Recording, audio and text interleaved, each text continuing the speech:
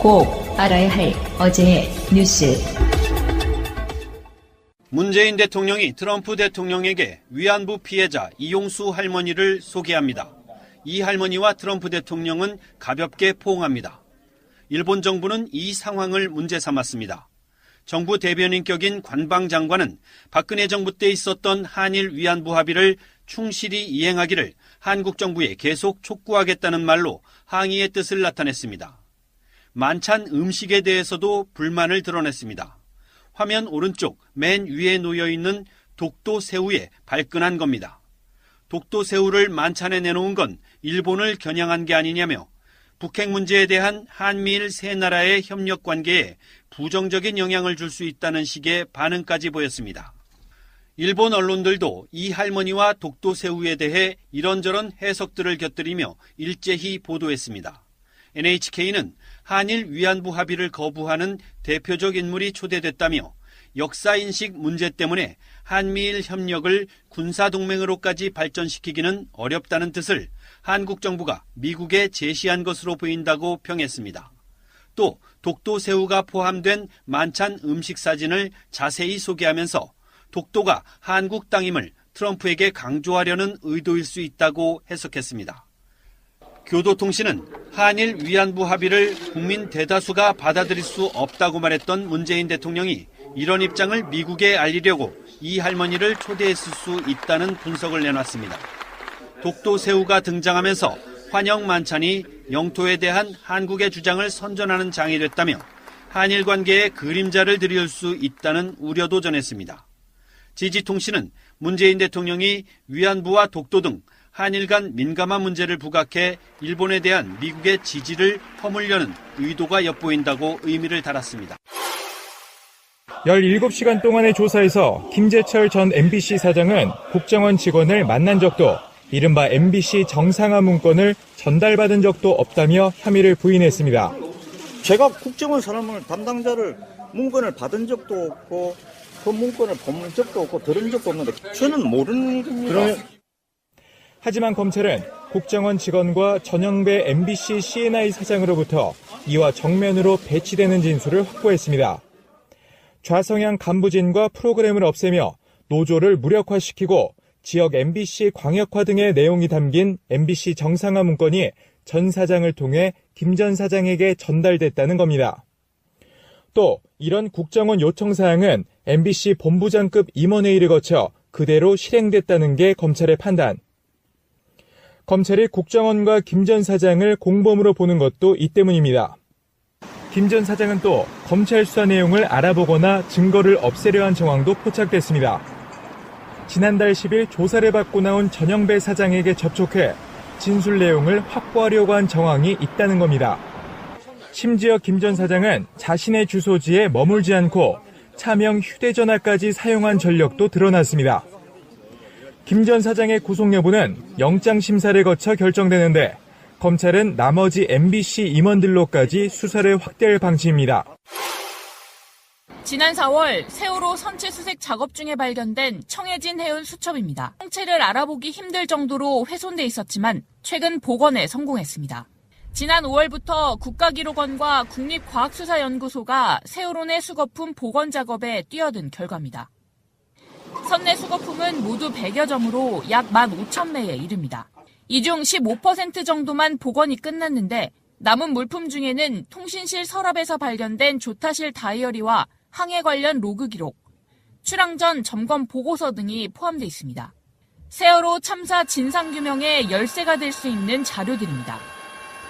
특히 항해 관련 자료 일체를 출력해놓은 로그 기록을 항해 일지와 비교해보면 참사 당시 상황을 알 수 있다는 게 전문가들의 설명입니다. 이 밖에 1등 기관사 손지태 씨의 업무 노트와 기간 작업 기록 일지, 배수리 관련 서류 10여 점도 복원 중에 있습니다. 국가기록원은 선체조사위원회의 활동이 끝나는 시점에 맞춰 내년 6월 전까진 복원을 완료할 계획입니다. 방송 중간에 좋아요를 눌러주시면 새날팀들에게 큰 힘이 됩니다. 미리 감사합니다. 트위터가 진짜 언론입니다. 그만하자 이제. 여기 관광지야. 여기 탐사보도하고 안 맞아요. 형, 공중파는 이런 것도 좀 해줘야 돼. 맞아, 씨. 이제. 형, 응? 공중파는 그렇게 막 욕하면 안 돼, 형. 그래?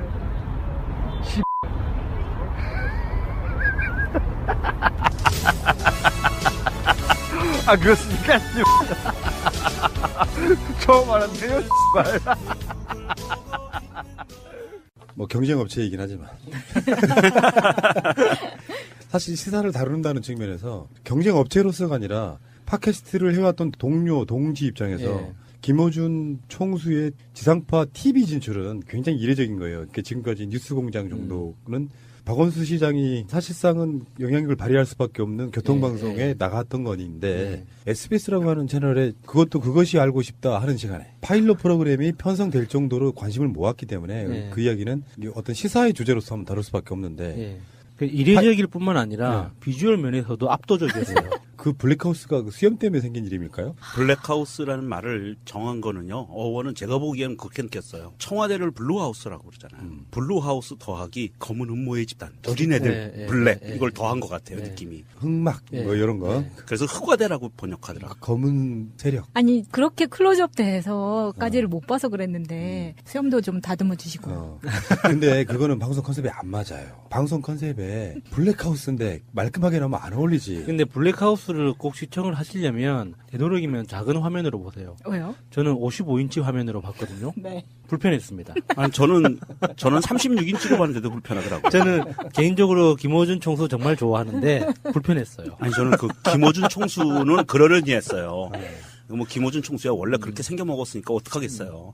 팟캐스트 등을 통해서 음모론으로 여겨졌던 것들이 이제 주류 시장의 어떤 그 뉴스라든지 정보로 이렇게 올려지는 상황. 김어준을 선구자라고 하는 이유 중에 하나가 사실 저는 이렇게 보거든요. 팟캐스트라고 하는 것, 낙검수라고 하는 것, 이게 이제 주류 시장에 대한 반발, 그리고 SNS 시대 또는 뭐 개인 미디어 시대의 방향성 때문에 박근혜나 이명박이 아니더라도 발전할 수밖에 없는 방향인데 거기를 일단 평정하고 그래서 마치 총선이나 대선 때 무지막지한 영향력을 발휘할 수 있을 정도의 시장을 키워놓고 나서 저쪽에서는 이제 계속해서 음모론자로 몰아붙이면서 뭔가 폄훼하기 바빴던 바로 그 인물이 그 더러운 비주얼에도 불구하고 지상파로 진출을 해서 뭔가 그런 것들을 던진다고 하는 것 자체에 갖고 있는 그 상징성은 그쪽 사람들의 성향, 그러니까 주류 미디어 쪽에 있는 사람들의 성향상 이거는 거의 촛불혁명에 가까운 거예요. 제도로서의 민주주의가 흔들리고 구타는 일은 이제 없습니다. 민주주의가 밥이고 밥이 민주주의가 되어야 합니다. 촛불혁명의 결과물일 수밖에 없는 게 나만 해도 그런 거거든요. 그럴 수 있다고 보는 게 어떤 사람이 어떤 음모론에 가까운 거를 던져서 막 한쪽에서 인기를 얻고 있어요. 제가 봤을 때 그 사람을 내가 받아들인다는 게 쉽지는 사실 않거든요.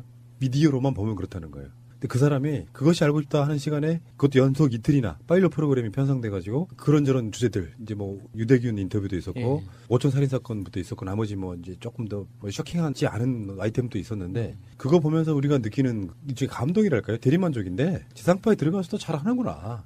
그러니까 일단 우리들 입장에서 제가 팟캐스터가 아니었다고 치더라도 호대 멀쩡해서 아나운서네 기자네 방송에 나와가지고 쏟아내던 그 말도 안 되는 컨텐츠들과 거짓말과 허접함 이런 것들이 일시에 뭔가 가치 없어짐 그러면 이게 시장에서의 파생 효과가 있거든요. 그러니까 기자들이라고 하는 게 최소한 뭐 JTBC 정도를 제외하고는 뭐 우리가 일반 지상파나 정편에 나오는 기자나 뉴스를 그렇게 신뢰하지는 않잖아요. 그런 관점에서 봤을 때 이것은 이제 시작이다. 그러니까 기존의 왕관 카르텔로 만들어진 기존 미디어들의 기자와 PD들이 만들었던 그 프로그램들이 무너지기 시작하는 징조에 가까운 겁니다.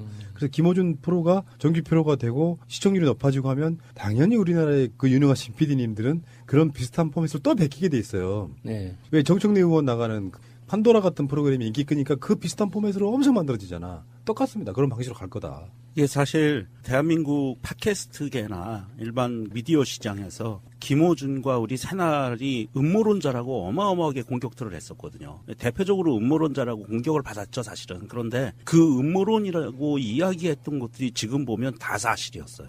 모든 게 밝혀지고 나니까 그게 사실이었던 거야.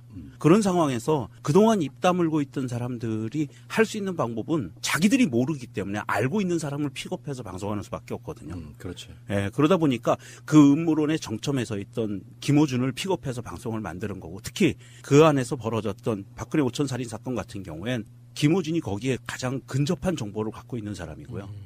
그렇기 때문에 그걸 다룰 수밖에 없었고, 그것이 그 알과 같은 맥락을 갖고 있는 편집 방법이었고, 그래서 이거는 SBS가 이제 시대의 흐름을 따라가는 편성을 한 거다. 저는 그렇게 보고 있고요. 사실 SBS 기자들도 여기에 관계된 기자들 외에는 이 내막을 잘 모르고 있었을 거예요.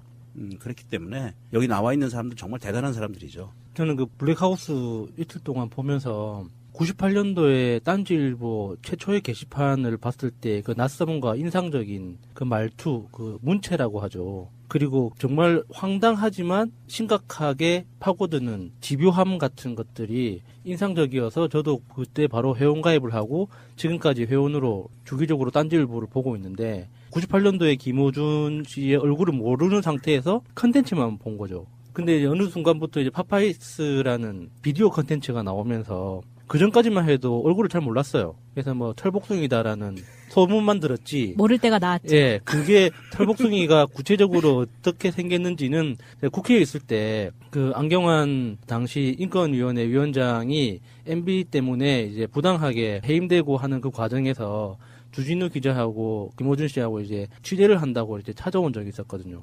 그때 처음 봤었어요. 그래서 아, 털복숭이구나. 이렇게. 근데 그런 제가 호감을 가지고 있는 상태였기 때문에 좋게 그 쳐다보기는 했는데, 그런 말 그대로 비주류잖아요. 팟캐스트라는 그 채널 자체가. 근데 그렇게 했던 사람이 공중파에 입성한다는 것 자체가 아, 정말 세상이 달라졌구나. 그리고 김어준 씨가 예전부터 여러 가지 뭐 책이나 강연이나 어떤 인터뷰를 통해서 반복적으로 했던 추진력이라고나 할까?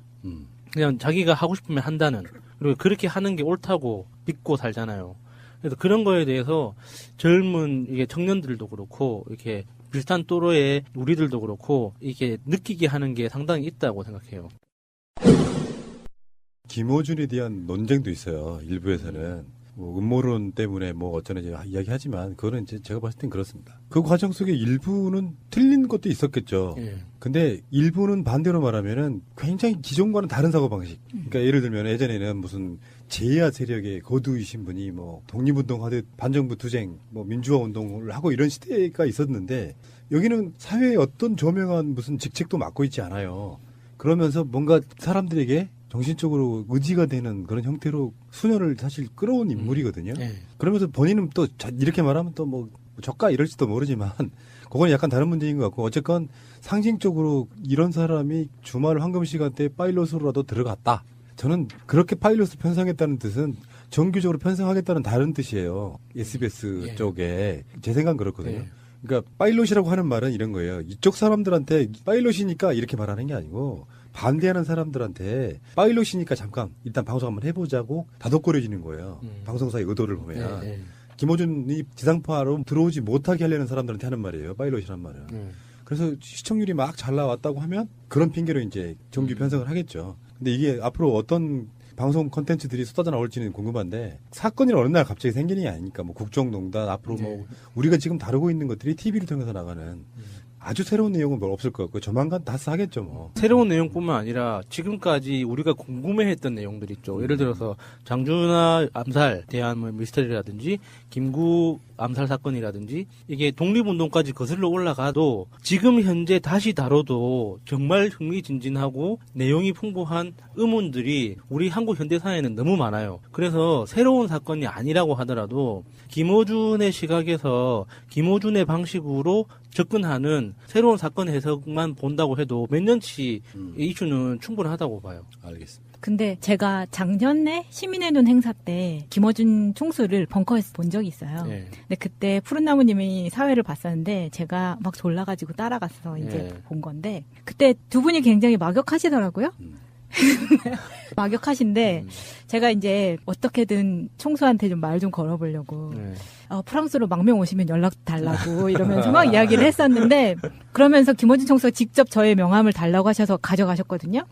근데 이번에 블랙하우스에서 봤던 장면 중에서 몇 장면이 굉장히 저한테는 충격적이면서 무서운 장면들이 있었어요. 예를 들면은 유대균을 파리에서 만나잖아요. 네. 그때 제가 첫 번째 들었던 생각은 왜 나한테 연락 안 했지? 망령이 아니니까. 그랬는데 두 번째로는 그 두바이 추격전에서 저는 그게 정말 무서웠어요. 직접 보여주잖아요. 차 4대가 쫓아오는 거를 보여주는 거예요. 그 제보자를 같이 타고 있는데 그걸 보면서 내가 참 순진했구나. 내가 망명을 도와준다 한들 아무리 시골이라고 해도 숨긴다 한들 두바이에 간 것도 굉장히 즉흥적으로 해서 아무런 예약이나 이런 거 없이 바로 가서 티켓을 끊었다고 하는데 이미 4대의 차가 거기서 대기를 하고 있었다는 것 자체가 되게 무섭더라고요. 그 기획 자체부터가 큰 마음 먹고 만든 프로그램이 아닌가. 네. 그러니까 김호준을 함부로 폄훼하면 안 되는 이유 중에 하나예요. 우리하고 좀 결이 달라요. 그러니까 우리들은 이제 어떻게 표현해도 그냥 아리우일 뿐이고요. 그렇게까지 이러세요. 비하할 것까지는 없죠. 그 다음에 반전을 들어보시는 게 순간 기분이 욱해가지고 말하자면 제가 그런 이야기 드린 적 있어요. 그 팟빵 쪽과 이야기할 때 이를테면은 뭔가 영웅이 나타나기 위해서 앞에서 분위기 막 잡아줘야 되는 일종의 FD 역할을 하는 것도 필요한 거예요. 예를 들어서 일주일에 한 번씩 막 이런 팟캐스트 저런 팟캐스트가 이렇게 유명한 팟캐스트에 올라오고 막 최근에 팟캐스트가 이제 끝났지만 그럴 때 팟캐스트 시장에 매일이라도 올라오는 사람들이 밑밥을 깔아줘야 거기가 활성화되는 거야. 그러니까 사실은 팟파이슨의 뭐 등등의 여러 팟캐스트들은 데일리 팟캐스트의 원조인 새날이 밑밥 다 깔아주면 내가 그 오직했으면 그랬어. 평상시 때 안 올라올 때는 우리 방송 듣다가 올라오면 그 사람들 방송을 먼저 듣고 그리고 듣는 방송이라고 내가 분명히 말씀드렸잖아요. 그러니까 이게 다 사회는 다 그런 식으로 이렇게 주거니 받거니 합니다. 자, 트윗을 한번 돋가보겠습니다. 거기에 대한 반응들 한번 보고 싶습니다. 파인그린님의 트윗입니다. 김호준의 블랙하우스 존나 웃기네 씨발. 503 5천 살인사건 목격자가 야외풀 하는 변태임. 9월 6일 날짜를 어떻게 기억하냐니까 9월 6일 숫자가 69연상해서 그날 파트너랑 북한산에서 섹스하려고 했으니까 정확하대 씨발 이렇게 올려주셨네. 그런 시선 자체가 영화 이병헌이 팔 잘리는 그 영화 있잖아요. 그 영화에서 그 이병헌이 조승우하고 어떤 색다른 기획을 하게 된 이유가 그거잖아요. 이병헌은 진실을 말했는데 진실을 말하는 사람이 깡패라는 이유만으로 세상에 안 믿어준 거예요. 그래서 조승우의 입을 빌려서 검사라는 직업으로 일하는 사람이 입을 빌려서 그 똑같은 내용을 말하도록 기획한 게 그 영화의 전체 내용이잖아요. 그러니까 그 제보한 사람이 그 산에 올라간 이유가 건강을 위해서 산책을 하러 갔든 여자친구와 섹스를 하러 갔든 그게 무슨 상관이에요, 그게. 본 걸 그대로 봤다고 이야기하면 그게 사실인 거지. 제가 트위터에서 지금 찾지는 못했는데 블랙하우스를 보는 도중에 트위터를 같이 보면서 올라왔던 비난이 있었어요. 어떤 여자분이 쓴 것 같은데 뭐 김호준 씨발 이러면서 만약에 여자가 저렇게 머리 안 감고 화장 안 하고 맨 얼굴로 저렇게 나왔으면 사회적으로 매장됐을 테다. 근데 남자이기 때문에 김호준이 누리는 남자로서의 특권이다. 족같다 씨발 이런 트윗이 있었어요. 그래서 뭐야 그거? 그러니까 그 말이 이제 틀렸다고 말하는 게 아니라 그 시각도 우리가 일부분 인정해줘야 돼요. 그 여자분의 말은 사실이거든요. 남자이기 때문에 허용되는 면이 있어요. 근데 저는 김호준이 그런 방식에서도 그러니까 우리 사회의 일정 부분 기여하는 게 옳은 말 하는 사람 그리고 옳은 일을 하는 사람에 대한 우리가 머릿속에 규정되어 있는 일종의 편견 같은 게 있어요. 명문대를 나왔을 테고 잘생겼을 테고 멀끔하게 생겼을 테고 양복을 입어야 되고 하는 여러 가지 조건들이 막 갖추어졌을 때 그 사람이 하는 말이 신빙성이 있다고 느끼거든요. 근데 김호준 씨는 그거에 대한 모든 편견을 내려놓게끔 하는 거예요. 그렇지 않아도 말만 멀쩡한 정신으로 똑바른 말만 해도 사람들하고 통할 수 있다는 가능성을 열어준 거예요. 저도 그런 측면에서 더 높게 평가하는데 다른 한편에서 그 외모를 가지고 비난하는 그 측면을 보면서 이게 내가 아직 그 남성으로서 꼰대를 못 버린 건가? 왜 그렇게 비아냥되는 게 불편하지? 라는 생각을 했었어요. 그거에 대해서 파란을 일으켰다님이 이렇게 트윗을 비슷한 겁니다. 김호준의 블랙하우스가 성공적인 것 같다. 일회충을 비롯 국당 안빠들까지 시청률 올라갈까봐 시청하지도 않았으면서 모두 외모로 디스하고 말투로 디스하고 심지어 청와대 가려고 한다며 윤창준과 비교하며 흥분한다. 김호준 진짜 멋지다. 화이팅 이렇게 올려주셨네요. 이 사진을 보면은요, 저도 방송을 봤지만 김호준이 굉장히 신경 써서 꾸민 거예요, 그게. 그 사람 평소에 그렇게 안 하고 다녀요. 저도 이제 아까 마천님 말처럼 시민의 눈 하면서 봤는데 제가 인천에서 한번 보고 첫날, 그다음에 두 번째 날은 구로에서 봤는데 그게 텀이 한 일주일 이상 되는데요. 그 깜깜한 밤에 두 번 날을 봤는데 두 번째 본 날 나를 기억해요. 정확하게. 굉장히 비상한 사람이에요. 내가 누군지를 기억을 하더라고요. 두 번째 본 날. 깜깜한 밤인데. 그런데 그때 시민의 눈 활동할 때 보면은요. 그걸 보셨어야 돼. 김호준이 어떤 사람인지 거기서 나와요. SBS 나간 거는 이거는 아마 미용실 가서 한 몇 시간 있었을 것 같아요. 기본적으로 김호준 씨 스타일로 나는 수염이 안 이뻐요. 제가 비슷해서 알아요. 예를 들어서 똑같이 수염을 길러도 박찬호 씨가 수염을 기르면 굉장히 이쁘게 나요. 숱도 많고 짙게 굉장히 이쁘게 나는데 김호준 씨는 기르면 기를수록 더러워져. 제가 그렇거든요. 한 두세 달 기르고 나면 뭐 진짜 좀 이렇게 지나가는 사람이 돈을 줄 것 같아요. 그래서 아무리 곱게 이쁘게 이렇게 다듬어도 절대 깔끔해지지 않는 수염 스타일입니다. 그래서 그런 거는 우리가 일찌감치 포기하고 그가 어떤 이야기를 하는지를 듣는 게 훨씬 더 득이 되지 않을까 싶어요. 그리고 이제 화제가 됐었던 게 강요미 씨가 나오면서 기자들보다 훨씬 활약을 하지 않았느냐 이런 면이거든요. 강유미가 이 정도 할 수 있는데 왜 기자들은 아무것도 하지 않지? 라고 이제 야단치는 거죠. 맞아요. 다스는 누구 겁니까? 그 대목에서 그 기자분이 나왔는데 기자분이 얼굴이 새빨갛게 빨개지더라고요. 정말 홍시처럼 빨개져서 민망할 정도였어요. 그래서 그 정의를 위해라는 트위터리아님이 이렇게 트윗을 하셨습니다. 강요미에게 올해의 기자상을 수여하라.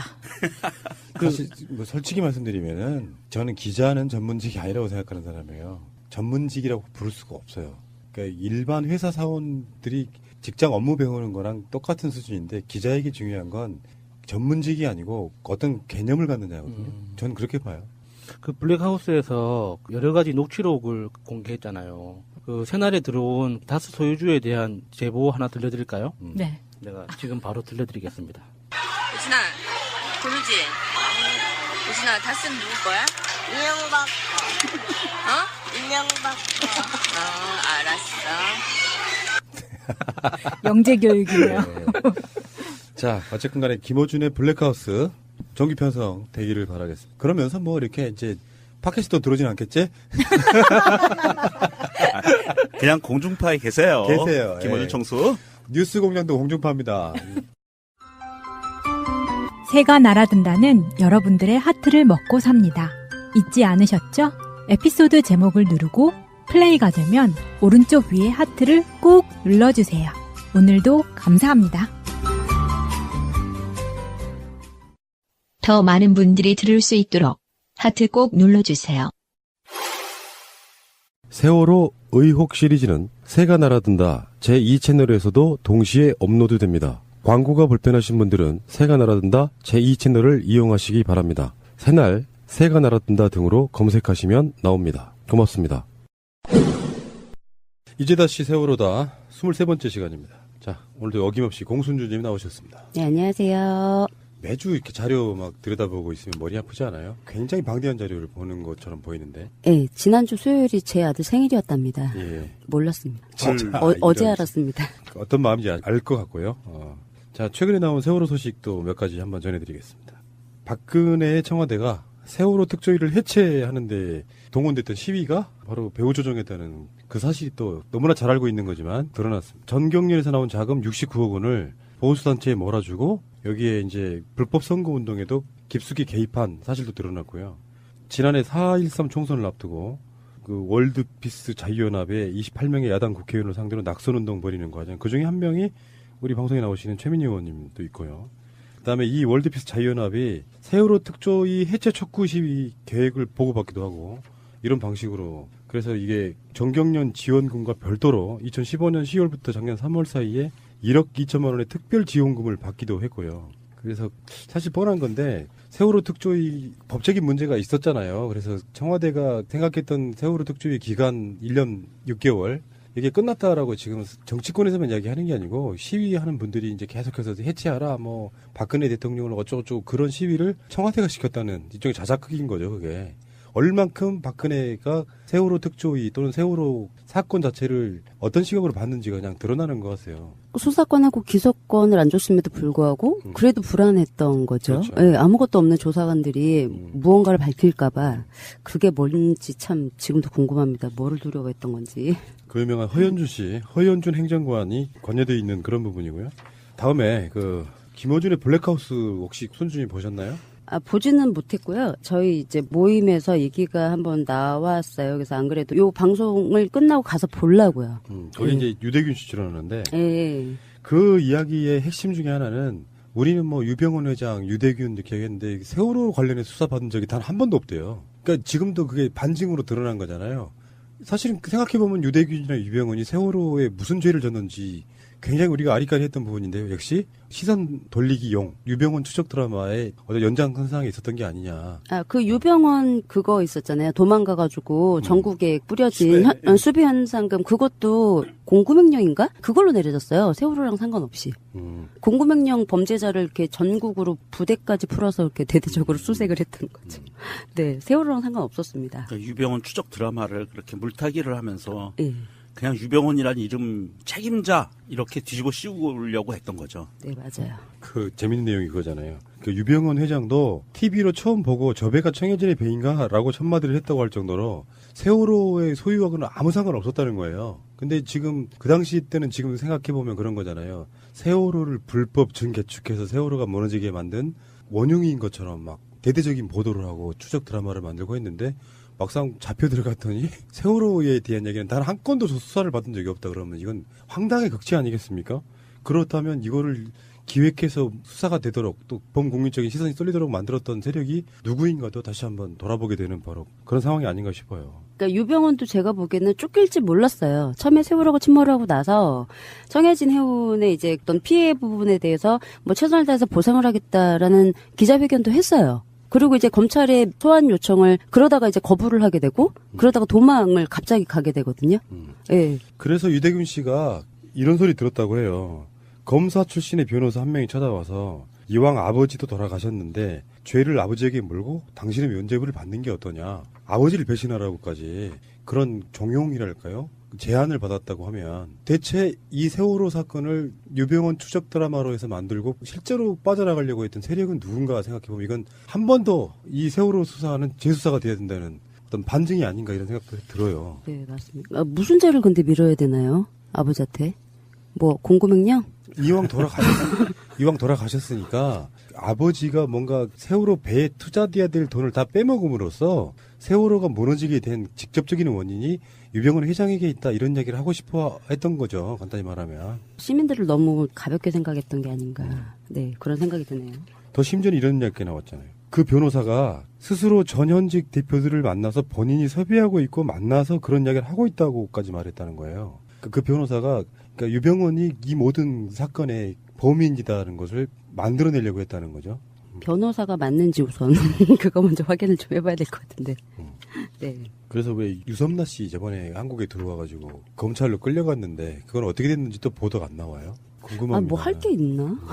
예, 그러니까 그때도 왜 들어왔을 땐 대대적으로 언론 보도하긴 했는데 그때 저희도 방송하지 않았나요? 왜 이렇게 띄우는지 모르겠다고. 그렇죠. 언론으로 이용하고 그냥 또 잠잠히 졌습니다. 푸나님 말씀대로. 잠시 후에 다시 오겠습니다. 이제 다시 세월호다. 이야기 들을 때마다 충격적이고요.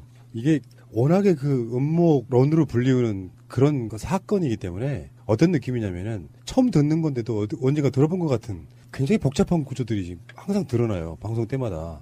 편집할 때 다시 들어보면 녹음할 당시에 못 들었던 어떤 내용들이 막 들릴 때가 있거든요. 방송에서 이런 얘기를 했단 말이야? 방송을 같이 했으면서도 그런 생각이 들 때가 있고. 자, 지난주에는 이제 해군에 대한 이야기를 주로 했고요. 이번 주에는요? 이번 주에는 우리에게 많이 알려지지 않은 해경 7035기 그 인천항공대 소속 고정익입니다. 비행기에 대해서 좀 몇 가지 말씀을 드리려고 합니다. 그 세월호 초기에 이게 해경 비행기인지는 모르고 처음에 이제 뭐 침몰하고 있는 세월호 위에 떠 있었 뭐 비행기가 하나 있었다. 이게 뭐 소속이 어디냐 해서 논란이 됐었던 비행기고요. 우선 이제 이 부분에 대해서 좀 이렇게 말씀을 드리기 전에 그 해경이 이제 작성한 초동 조치 및 수색 구조 쟁점에서 이 703호기가 세월호 침몰 현장에서 무엇을 했는지 이제 적어놓은 자료가 있어요. 일단 전혀 알려지지 않았다가 이제 수색이나 구조에 대해서 많이 사람들이 이제 비난이 쏟아지니까 만들어놓은 자료인데 이 내용 중에서 해경이 사고 초기에 타 기관 헬기에 대한 통제를 누가 했냐고 이제 질문을 해놓고 자기네들이 이제 답을 달아놓기를 사고 당시 현장에 먼저 도착한 인천 CN235기 여기 기장 강두성입니다. CN235기에서 헬기 충돌 방지를 위해서 안전거리 유지 등 수색 활동 권고를 이제 9시 26분부터 12시 42분까지 헬기 충돌 방지 및 안전 유도를 했다고 적어놨고요. 수색 구조 현장에서 항공기 통제를 또 누가 하느냐라는 질문을 적어놓고 순항구호법에 이제 의거해서 중앙구조본부에서 항공기 수색 계획을 수립하고 조정 및 통제하였음이라고 했고 그 사고 당일 해양경찰청장 항공기 투입 상황은 이제 어떻게 되냐고 그러니까 순찰 중인 CN235기가 9시 26분 최초 침몰 현장에 도착했고 헬기 10대, 비행기 4대가 현장에 투입되었음. 근데 여기서 말하는 헬기 10대는 그 세월호 침몰하기까지는 현장에 이제 그 해경의 헬기가 공식적으로 3대가 있었잖아요. 그리고 나서 12시 이제 55분까지 해경들의 헬기가 침몰 현장에 총 도착한 그 대수가 10대랍니다. 그래서 요 헬기들을 요 CN235기가 공중에서 통제를 했다. 이제 그렇게 지금 적어 놓은 게 있습니다. 그래서 그 다음에 이제 세월호 청문회 2015년도 12월 14일 날 1차 청문회에서 그 요 CN235기에 대해서 전혀 밝혀진 게 없고 요 CN235기에는 검찰에 있는 참고인 조사도 안 받았습니다. 예, 기장 부기장은. 그래서 이 부분에 대해서 그 김서중 의원이 당시 CN235기 즉 B703호기의 임무가 무엇이었냐고 김석균한테 물어봤어요. 그러니까 김석균이 전체적으로 거기도 구조 작업에 다 투입이 됐습니다라고 뭉뚱그려서 대답을 합니다. 김서중 의원이 정식으로 그때 당시에 703호기가 부여받은 임무가 뭔지 모르시는 거냐고. 그러니까 김석균이 구체적으로는 제가 말씀을 그러면서 말끝을 흐려요. 그러니까 김서중 의원이 이춘재 증인은 이것에 대해서 어떻게 알고 있냐고. 그 703호기가 그 당시 부여받은 임무가 뭐였냐고. 그러니까 이춘재가 일단 현장에 출동을 하는 거니까 B701호기 챌린저 비행기가 먼저 현장에서 중국 어선들 순시를 하다가 바로 현장에 투입이 됐고 후속 조치로 CN235기가 그러니까 정확하게 어느 비행기인지는 잘 모르는데 모른답니다. 그렇게 얘기를 하고 CN235기도 현장으로 이동 지시가 내려간 것으로 알고 있다고. 그러니까 누군가 이동 지시를 했다고 지금 말을 하고 있는데 역시 또 김석균처럼 좀 얼버무리고 있죠. 그래서 김서중 의원이 어떤 지시가 내려갔냐고 다시 한번 물어봐요. 그래서 현장에 가 있던 것으로 알고는 계셨냐고. 그러니까 이춘재가 이동을 했고요. 그 당시 현장에 따로 바로 떠 있는 것은 제가 정확히 그건 점점점 하면서 한번 확인을 해봐야겠다고. 기억이 정확지 않다고. 아니 비행기가 많지도 않은데 이걸 기억을 못한다는 게 말이 안 되는데 일단 이렇게 얘기를 합니다. 그래서 김서중 의원이 정확히 파악을 못하고 있네요. 그리고 물어봐요. 그러니까 이춘재도 네 그래요.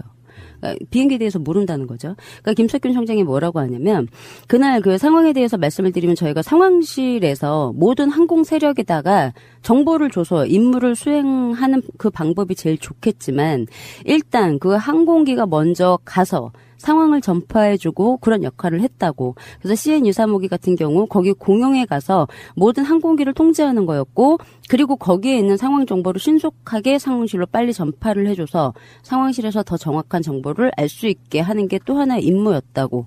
그러니까 김서중 의원이 그래요. 그러면 그 703호기 통해서 얻어진 그 정보가 뭐가 있냐고. 그러니까 김석균이 그 부분에 대해서는 잘 모르겠다고 얘기를 합니다. 그러니까 상황 파악을 해서 지휘부에게 보고를 하라는 지시도 자기는 한 적이 없다고 얘기를 하고 그 703호기로부터 받은 정보도 없다고 얘기를 했습니다. 현장에 보낸 지휘자분이 누구냐고 다시 물어봐요. 김서중 의원이 답답하니까.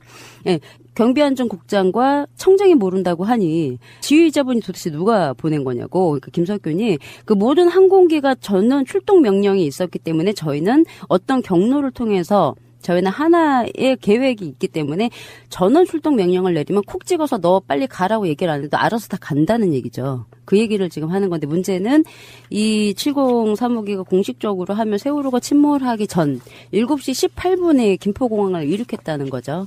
전원 출동을 하라는 지시와 상관없이 세월호랑 이제 상관없이 출동을 했는데 누가 지시를 했는지도 끝까지 김석균이 말을 안 해요.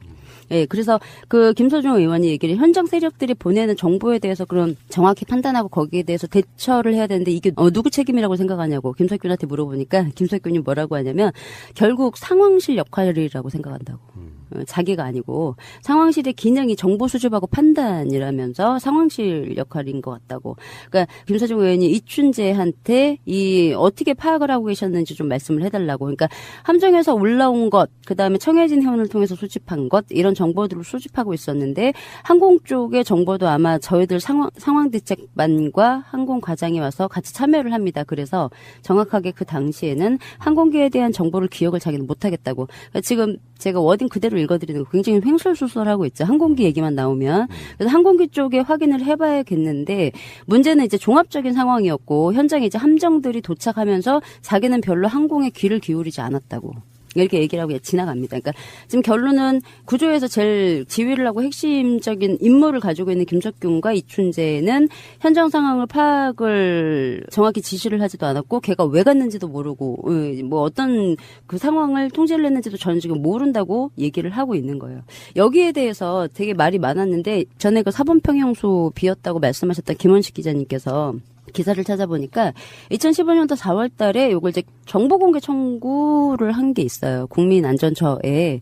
그 정보공개 청구한 내역이 보니까 6가지가 있더라고요. 그 초계기 당일 출동 일지랑 관련 서류 일체, 그리고 본부랑 교신한 내용, 그리고 초계기가 침몰하는 세월호에서 활동한 내용, 뭐 구조 어떤 거 했는지, 그리고 그 해경에서 배포한 언론 자료, 초계기에 대해서, 그리고 초계기 활동 내역과 사후 보고 관련 문서 일체, 그리고 촬영한 그 공개 영상에 나타난 이제 비행기 해경 소속 초계기가 맞는지 여부, 이렇게 3가지를 국민안전처에 정보공개 청구 소송을 했는데 그 정보공개 청구 소송한 그 해경청의 답변 내용이 어떻게 이제 왔냐면 그 국민안전처는 당시 세월호 침몰상공에 도착한 비행기는 해경 해상 초계기 항공기가 맞고 인천 해경 항공 소속으로 세월호 침몰 사고 당일 7시 18분 서해상 경비구역 순찰차 김포공항에서 이륙했으며 그 배타적 경제수역 그리고 뭐 광역구역 외곽 항공 순찰 도중에 9시 10분께 가거초 순찰 중 지시를 받고 해당 세월호 침몰상공으로 이제 9시 26분쯤에 도착을 했다고.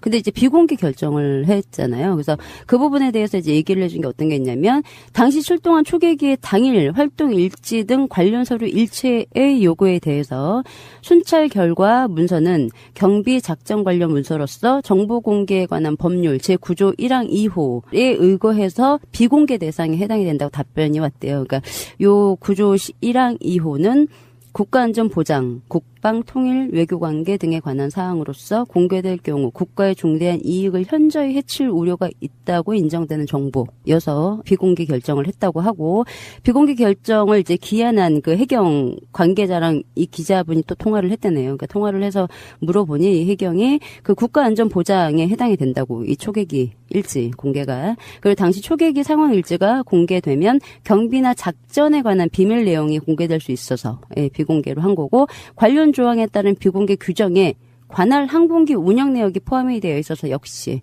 이러저러한 이유로 비공개를 했대요. 이해를 할 수가 없죠. 이 국방, 국가 안전에 얼마나 참 현저한 문제가 있길래. 그리고 이제 그 초계기와 본부의 국민안전처는 당시 활동 일지와 사후 보고 관련 문서는 비공개 결정했고 본부와 교신한 내용 그리고 당시 그 사용한 VHF 123.1 있잖아요. 요거랑 SSB는 교신 내용을 따로 녹음하는 장비 및 기록하는 일지가 없다고 밝혔습니다. 그러니까 녹음이 안 된다는 얘기죠.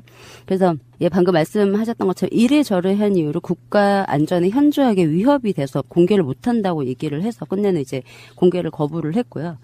요 임무에 대해서 703호기 강주성은 당일 누구한테 명령을 받고 가지 않았다고 또 얘기를 했어요. 이춘재나 요 국민안전처에서는 지시를 받고 출동을 했다고 했는데 강주성 같은 경우에는 자기가 순찰 중에 9시 15분쯤에 그 진도 VTS 교신을 듣고 침몰하고 있는 것 같다고 생각이 들어서 공군 방공통제소에다가 자기가 진도 해역으로 이동하겠다고 통보를 한 다음에 그냥 이동했다고 얘기를 했으니까 지시를 받지 않고 갔다고 얘기를 했는데 지금 지휘부는 다 지시를 하고 이제 출동을 했다고 얘기를 하고 있죠.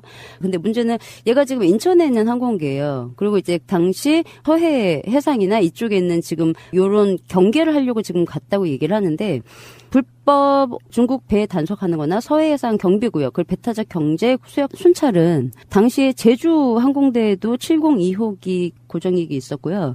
여수 항공대에도 704호기 고정익이 있었어요. 왜 인천에 있는 얘가 굳이 서해상에 갈 이유가 제가 보기엔 없는데. 근데 이 제주항공대 고정익하고 여수서 고정익은 당시 그냥 항공대에 있었어요. 투입 안 되고. 생뚱맞게 얘가 서울에 얘가 김포공항에 있거든요. 김포공항에서 지금 거기까지 굳이 갔어요. 아침 일찍. 그래서 이게 참 특이하고 평소에 이제 이 강도성이 얘기를 해요. 평소에 자기는 진도 VTS 교신 채널 안 듣는다고. 근데 그날따라 채널을 돌려놓고 있었다고 진도 VTS로. 그런 좀 이해할 수 없는 진술도 했습니다. 그래서 지금부터 중부 해양 경비안전본부 이제 해체돼서 이제 명칭이 그랬죠. 이제 다시 해경이 됐지만 이 본부와 상부기관이 국민안전처에서 녹음 장비가 없다고 말했던, 그리고 이제 요 강도성도 얘기했어요. 교신 녹음 안 된다고. 그래서 말했던 VHF 123.1 교신 내용에 대해서 좀 이제 말씀을 좀 드리려고 합니다. 첫 번째가 탑승객 구조를 위해서 도착한 헬기들의 접근을 막았다고 참 많이 말들이 많았잖아요. 근데 이제 703호기에 의해서 통제를 했었는데, 이거는 이제 제가 이렇게 연결해서 말씀을 드리는 게 아니고 그냥 녹취록이 짤막짤막하게 물론 녹취록을 쭉 보면 누락이 된 게 많아요. 답변이 없는 것도 많고 해서 자른 게 너무 티가 나는데, 그 중에서도 일단 단락단락을 좀 읽어드릴게요. 9시 50분 교신입니다. 703호기가 이제 앞에는 이제 잡음 때문에 해석이 안 되고 뭐뭐뭐 하고 있는 헬기가 있으니까 조금 바깥에서 대기하라고 얘기를 합니다. 그리고 10시 1분에 다시 10시 1분이면 링스 헬기가 막 도착을 했어요. 그러니까 링스 헬기가 도착한 걸 보고 해군 헬기는 일단 귀국 지시에 따라서 서방 약 2마일의 채공 대기, 고도 700피트로 채공 대기하고 있다가 귀국 지시에 따라서 진입하도록 하겠습니다라고 교신을 합니다. 그래서 이제 링스 헬기 이제 채공 대기를 시키죠. 그리고 다시 10시 19분에 소방 헬기는 현재 위치에서 여기 안으로 진입하지 마시고 서거차도 인근에서 대기해 주시기 바랍니다라는 교신을 합니다. 요건 이제 소방 헬기가 막 도착을 이제 하자마자 소방 헬기가 703호기를 부르기 전에 703호기가 소방 헬기를 보고 먼저 교신을 한 거예요. 너 들어오지 말라고 더 이상 서거차도로 가 있으라고 얘기를 한 거고, 그 다음에 이제 아까 10시 1분에 지금 링스 헬기 보고 빠지라고 했어요. 근데 링스 헬기가 구조활동에 투입되지 않은 이유가 그동안 계속 얘기를 했던 게 그거였죠. 구조장비가 없어서 투입할 수가 없었다. 그래서 해경에서는 부득이하게 링스 헬기를 채공대기 시킬 수밖에 없었다. 근데 지금 먼저 10시 1분에 해군 헬기 보고 703호기가 채공대기 지시를 했어요. 근데 8분이 지난 이후에 해경이 해군 헬기한테 물어봅니다. 혹시 호이스트 달고 있냐고. 그러니까 해군 헬기가 호이스트 장착하고 있지 않다고. 튜브나 군명의는 5개 현재 구비를 하고 있다고. 그러니까 703호기가 그러면 지금 기울어진 데에 다른 이제 구조 활동을 하실 다른 방법이 없는 거죠? 라고 물어봐요. 그러니까 해군 헬기가 그 상황 정확하다고, 본국에서는 인명 구조할 수 있는 방법이 지금 없다고. 이 얘기는 뭐냐면 군명 장비가 없어서 링스 헬기를 대기를 시켰던 게 아니에요. 일단 무조건 빠지라고 한 다음에 나중에 확인을 한 거예요. 그래서 니네가 군명장비가 없구나. 그러니까 지금 해경 얘기랑 틀린 거죠. 예, 군명동의가 없어서 빠지라고 얘기를 했던 게 아니에요. 이렇게 해서 이제 들어오지 못하게 이제 얘기를 했던 게 있습니다. 그래서 제가 항상 이제 궁금했던 게, 삼함대가 처음에 이제 세월호 침몰 사실을 알았던 게 9시 2분에 무포서로부터 상황보고서 일보를 접수를 받고 9시 3분에 전남 119로부터 유선으로 해서 세월호 침몰 사실을 알게 됐죠. 근데 바로 출동을 시키는 게 아니고 9시 40분에 뒤늦게 링스 헬기를, 그것도 잠수사나 구조장비 없이 그냥 보내요. 그래서 얘는 왜 갔지? 항상 저는 그게 의문이었는데, 일단 기본적으로 이 링스 헬기는 출동하는 지시 자체가 탑승객 구조를 하라는 지시는 아니었다는 거잖아요. 아무것도 없이 이제 갔으니까 이제 요게 좀 의문이었는데, 요건 좀 뒤에 제가 설명을 드릴게요. 그리고 세월호 침몰 당일에 현장에 있었던 703호기가 침몰 현장에 진입하려는 헬기들을 제가 방금 말씀드렸던 것처럼 구조 장비가 있는지 여부도 전혀 물어보지 않고, 잠수사가 있는지 여부도 물어보지 않고 일단 막았어요. 무조건 나가 있으라고 해서 막았고, 그다음에 세월호가 침몰할 때까지 현장에 있었던 헬기들에 대해서 좀 말씀을 드릴게요. 그 목포 511 호기가 제일 먼저 도착을 했어요. 9시 27분에. 그 다음에 이제 제주 513기가 9시 35분에 도착을 했고, 마지막으로 512기가 9시 45분에서 총 3대가 도착을 했고, 요게 세월호 침몰이 다 될 때까지 침몰 현장에 있는 세대가 전부였죠. 근데 제주 항공대 소속, 특히 이제 좀 특이한 게 이제 513기 같은 경우에는 채널을 변경을 하지 않아서 밑에 뭐 1, 2, 3정과도 교신을 하지 않았고, 목포서란도 교신을 하지 않았고, 그 제주청하고만 계속 교신했다고 말하는 이해할 수 없는 말을 했던 헬기도 있었어요. 근데 이거는 제가 보기엔 좀 거짓말일 것 같고요. 그래서 일단 지금까지 알려진 건 세월호 침몰 현장에 침몰 완전히 다 할 때까지 있었던 구조 세력은 고정익 하나, 헬기 세대 100톤급 경비함정 하나가 다였고, 그 소방 헬기나 뭐 119 헬기는 그 아직 침몰 현장에 도착하기 전이에요. 근데 이 부분에 대해서 좀 말씀을 드리면, 제가 아까 고정익이 9시 26분에 도착했다고 얘기했잖아요. 근데 28분에 703호기가 교신을 합니다. 현재 병풍도 상공에 있는 헬기, 병풍도 상공 헬기는 공군 주파수로 들어오라고, 변경하라고. 병풍도에 헬기가 있을 시간이 아니에요. 근데 병풍도에 있는 헬기가 있고, 요 헬기한테 지시를 지금 교신을 하고 있죠. 28분에. 그리고 이제 30분에 병풍도 인근의 헬기 UHF로 해서 교신 채널로 들어오라고 다시 한번 얘기를 하고, 그다음에 38분에 지금 저 인명구조하고 있는 헬기들이 주파수가 지금 어디가 있는지가 몰라서 컨택이 지금 안 된다고, 연결이 안 된다고. 그렇게 얘기를 합니다. 그래서 현장에 들어오면 100피트, 400피트에 있는 그 헬기가 2대가 있으니 공중 경계를 하라고 지시를 하는 게 있고, 9시 41분에 목포 헬기는 일단 구조 뭐 어쩌고저쩌고 하면서 그 지금 100피트 하나, 400피트 하나 있는데 교신이 안 된다고. 그러니까 일부 와가지고 하면서 점점점점 교신이 또 안 들려요. 그러니까 제가 방금 말씀드렸던 것처럼 해경은 123.1로 교신을 했었죠. 근데 지금 703호기가 교신이 안 된 헬기가 현장에 2대가 있어요. 네. 2대가 있어요. 그래서 얘네들 지금 교신이 안 된다고 얘기를 하고 있고. 그리고 50분에 지금 들어오고 있는 저 헬기는 저 외곽에서 잠시 대기하고 있으라고.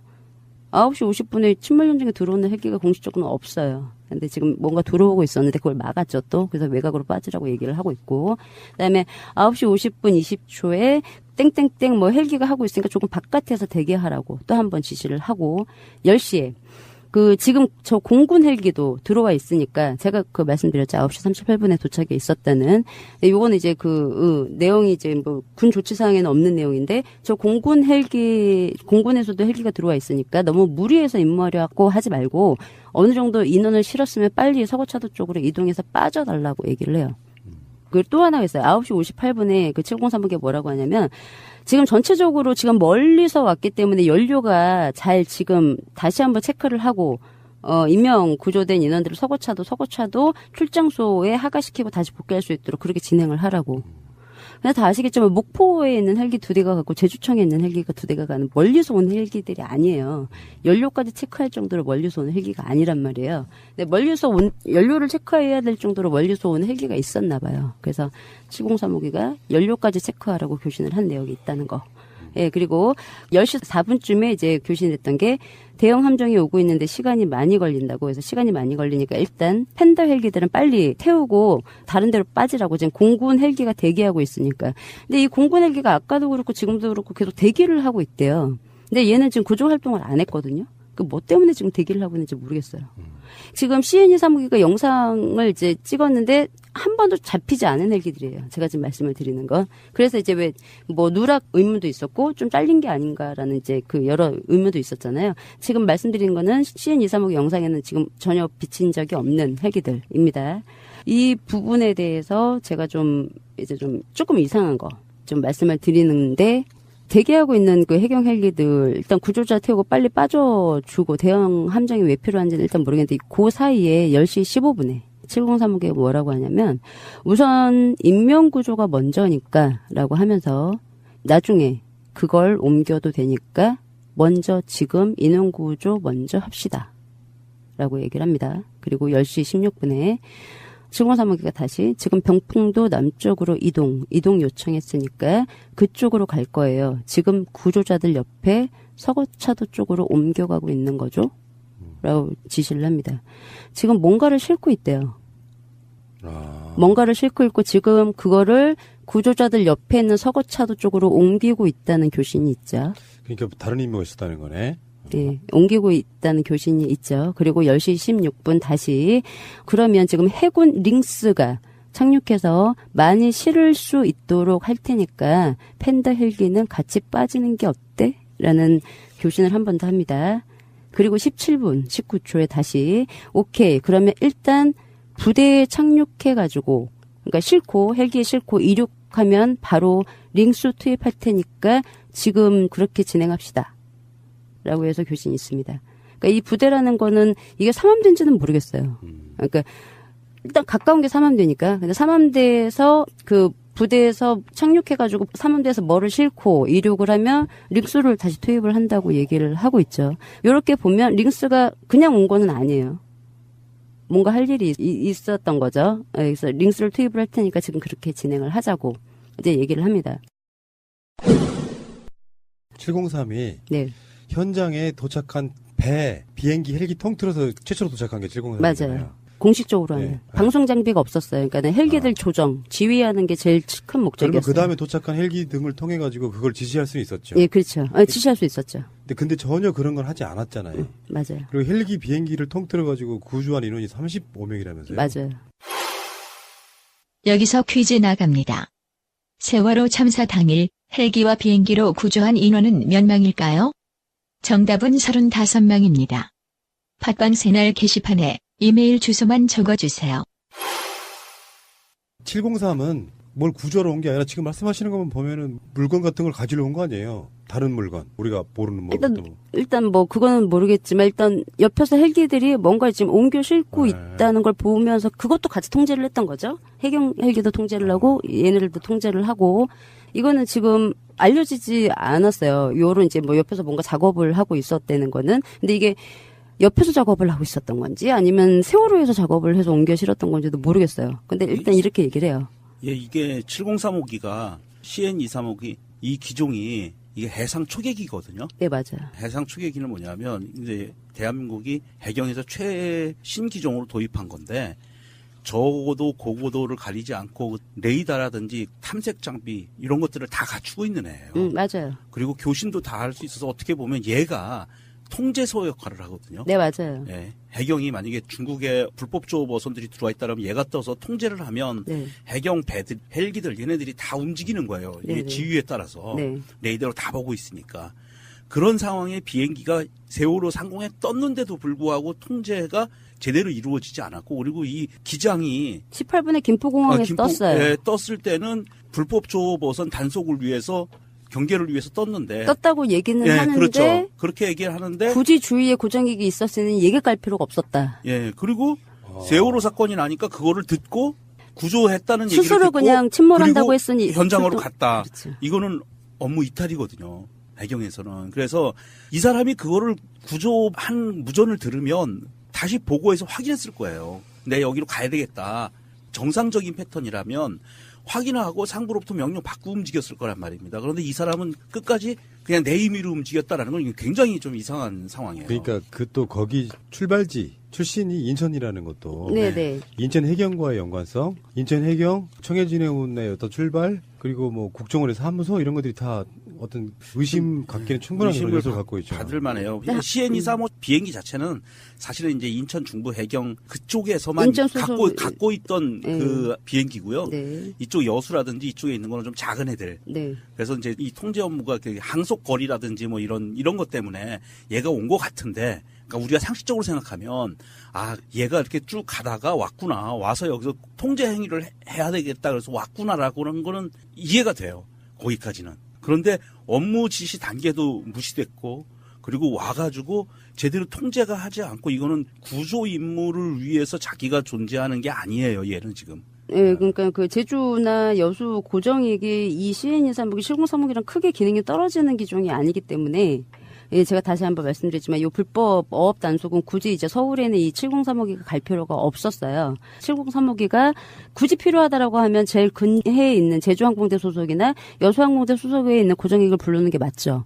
근데 얘네들은 그냥 항공대에 있었어요. 그러니까 놀라운 거는 이 703이 가장 중요한 역할, 골든타임에 최초로 도착한 맞아요. 비행기잖아요. 그러면 최소한 세월호 사건 수사를 받아서 조사라도 받아봤어야 되거든.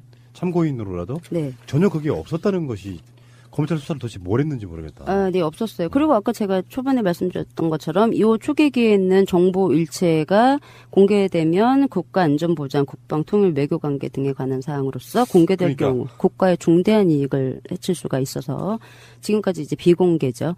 근데 제가 지난 시간에 이교민 그 부기장의 교신 들려드렸던 거 기억하실 거예요. 그 이교민 부기장이 그 언론하고 인터뷰를 하면서 지금 침몰 현장에 헬기가 6대가 있다고 얘기를 하죠. 그게 거짓말이 아닐 수도 있다는 거죠. 근데 제가 보기에는 6대 말고 더 있었던 것 같은데 일단 해군 헬기도 들어와 있고 공군 헬기도 들어와 있고 알 수 없는 멀리서 온 연료까지 체크해야 되는 헬기들이 와 있어요. 지금 와 있고 이 헬기들이 구조 활동을 한 건 아니에요. 탑승객을 구조한 건 아니에요. 그리고 703호기가 인명구조가 먼저니까 나중에 그걸 좀 옮겨도 되니까 먼저 인원 먼저 구조를 하자고 얘기를 하고 있는 교신이 내용이 있고 그다음에 해군 링스가 착륙해서 많이 실을 수 있도록 할 테니까 팬더헬기는 같이 좀 빠져주는 게 어떠냐고 교신이 있고 부대가 방금 말씀드렸지만 삼함대인지는 모르겠지만 가장 가까운 게 삼함대니까 삼함대 착륙하고 해가지고 싣고 이륙하면 바로 링스를 투입할 테니까 지금 그렇게 진행합시다라는 교신이 있습니다. 이게 무언가 실었다는 교신은 이제 많지는 않아요. 이게 이제 4개밖에는 없는데 요 4개를 지금 상황에서 좀 보면 얼마 전에 이제 세월호 보고 시간이 이제 9시 30분 보고 문서가 이제 나왔잖아요. 근데 이거를 딱 보는데 이제 여러 가지가 이제 유추가 되는 거죠. 탑승객들을 탈출을 방송을 하지 않은 이유. 이제 어민들에게 구조 참여 요청을 늦게 한 이유, 그리고 각 기관들의 구조 협조를 거부한 이유, 그리고 구조 협조를 하지 않은 이유, 그리고 타 기관들의 헬기를 침몰 현장에 제가 방금 말씀드렸던 것처럼 무조건 진입을 막았죠. 잠수사가 있는지 여부, 구조 장비 있는지 여부 물어보지도 않았어요. 일단 들어오지 마. 그래서 밖으로 이제 뺀 이유, 그리고 그 인근 구조대 신속하게 출동하도록 처리하지 않은 이유, 1, 2, 3장한테만 출동 지시를 내린 이유. 한 번만 더요. 네. 너무 뻔한 이야기지만 한 번 더 이게 고착화되는 느낌이어서 네. 세월호 참사의 가장 핵심 요인 중에 하나는 배 밖으로 탈출하라는 거를 해경이든 어디든 아무도 말하지 않았기 때문이잖아요. 네. 탈출하라는 방송만 있었어도 굉장히 많은 인명들이 구조됐을 것이라는 게 정설이고. 네. 그러니까 지금 여기서 그 핵심 중에 하나가 사실은 703호기가 갖고 있는 역할이나 위치로 봤을 때 네. 다시 한번 확증이 좀 느껴지네요. 그러니까 해경들이 일괄적으로 탈출하라는 방송을 안 한 이유랑도 상당히 연관이 있는 것 같다 이런 생각을 해봤거든요. 네. 그러니까 이거를 딱 보는데 뭔가 옆에서 이제 뭐를 이제 작업을 지금 하고 있잖아요. 헬기 여러 대가. 이거를 보여지면 안 되는 거였나 혹시? 그냥 그거라고만 표현하는 거죠. 그거. 네, 그거. 그게 뭐라고 주장해요, 혹시? 모르겠어요. 그냥 저는. 나오는 자료로만 교신록에만 나오는 이야기죠. 네, 교신록에만 나와 있는 거예요. 어디에도 없어요. 최대한 선의로 생각을 하면 구명벌이라든지 이런 거를 싣고 와서 그걸 떨어뜨리겠다라고는 그런 추정도 가능하기는 한데. 근데 이거 그렇지는 않은 것 같아요. 표현 자체가. 나중에 그걸 옮겨도 되니까라고 얘기를 했어요. 네, 그러니까 좀 이상하고. 네, 그리고 이제 옮겨 싣고 내리고 이제 그 얘기를 하는 거 보니까 구명벌은 아니에요. 그건 그냥 투하라고 얘기를 하겠죠. 네, 교신이니까. 저희가 그동안 계속 그 해경 AIS 18루트로도 보여서 이제 바로 실시간으로 대응을 하지 못하게 했던 부분이나 아니면 교신이나 이런 걸 아직 공개를 안 하고 있고 또 그 해경 그 목포도 상황실 녹취록 아직 비공개죠. 그리고 공군 해군 뭐 전 시스템 아직 비공개고 요 공군이 왔던 것도 아직까지 비공개예요. 이거는 이제 처음에 논란이 됐던 게 공군 그 6탐색 구조 비행전대가 도착했을 때 기사를 떴는데 이걸 국방부가 훅 삭제를 했어요. 그래서 처음에 이거 왜 삭제했니? 그래서 논란이 됐었거든요. 근데 요런 부분 왜냐면 요 기사에는 이 공군 부대가 9시쯤에 도착했다고 써 있어요. 삭제된 기사를 보니까 9시쯤에 도착했다고 써 있는데 근데 이런 거를 전체를 보면 지금 뭐 헬기를 막은 것도 그리고 해경청에서 그 119나 타 기관들한테 구조 협조를 요청하지 않은 거 그리고 구조 협조를 하겠다고 굳이 119가 전화를 했는데 우리 다 구조할 수 있으니까 필요 없다고 얘기한 거 이런 거 다 좀 감안해서 보면 이 작업을 하는 거를 보여주면 안 됐던 게 아닌가.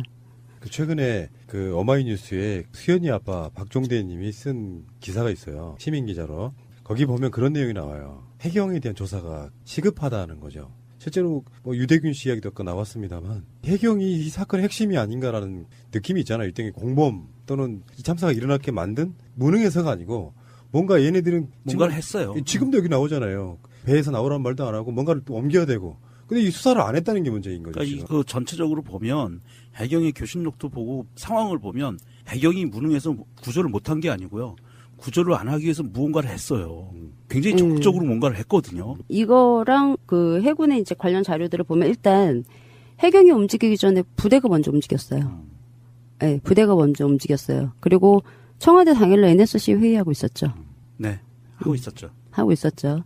추측이에요. 추측인데 이제 연관이 일단은 돼요. 부대가 움직이고 있었고, 그러니까 부대가 이거를 지금 계속 싣고 있었어요. 왜냐하면 7035기가 현장에 도착한 게 26분이고 28분에 바로 병풍도 상공에 있는 헬기한테 교신을 하거든요.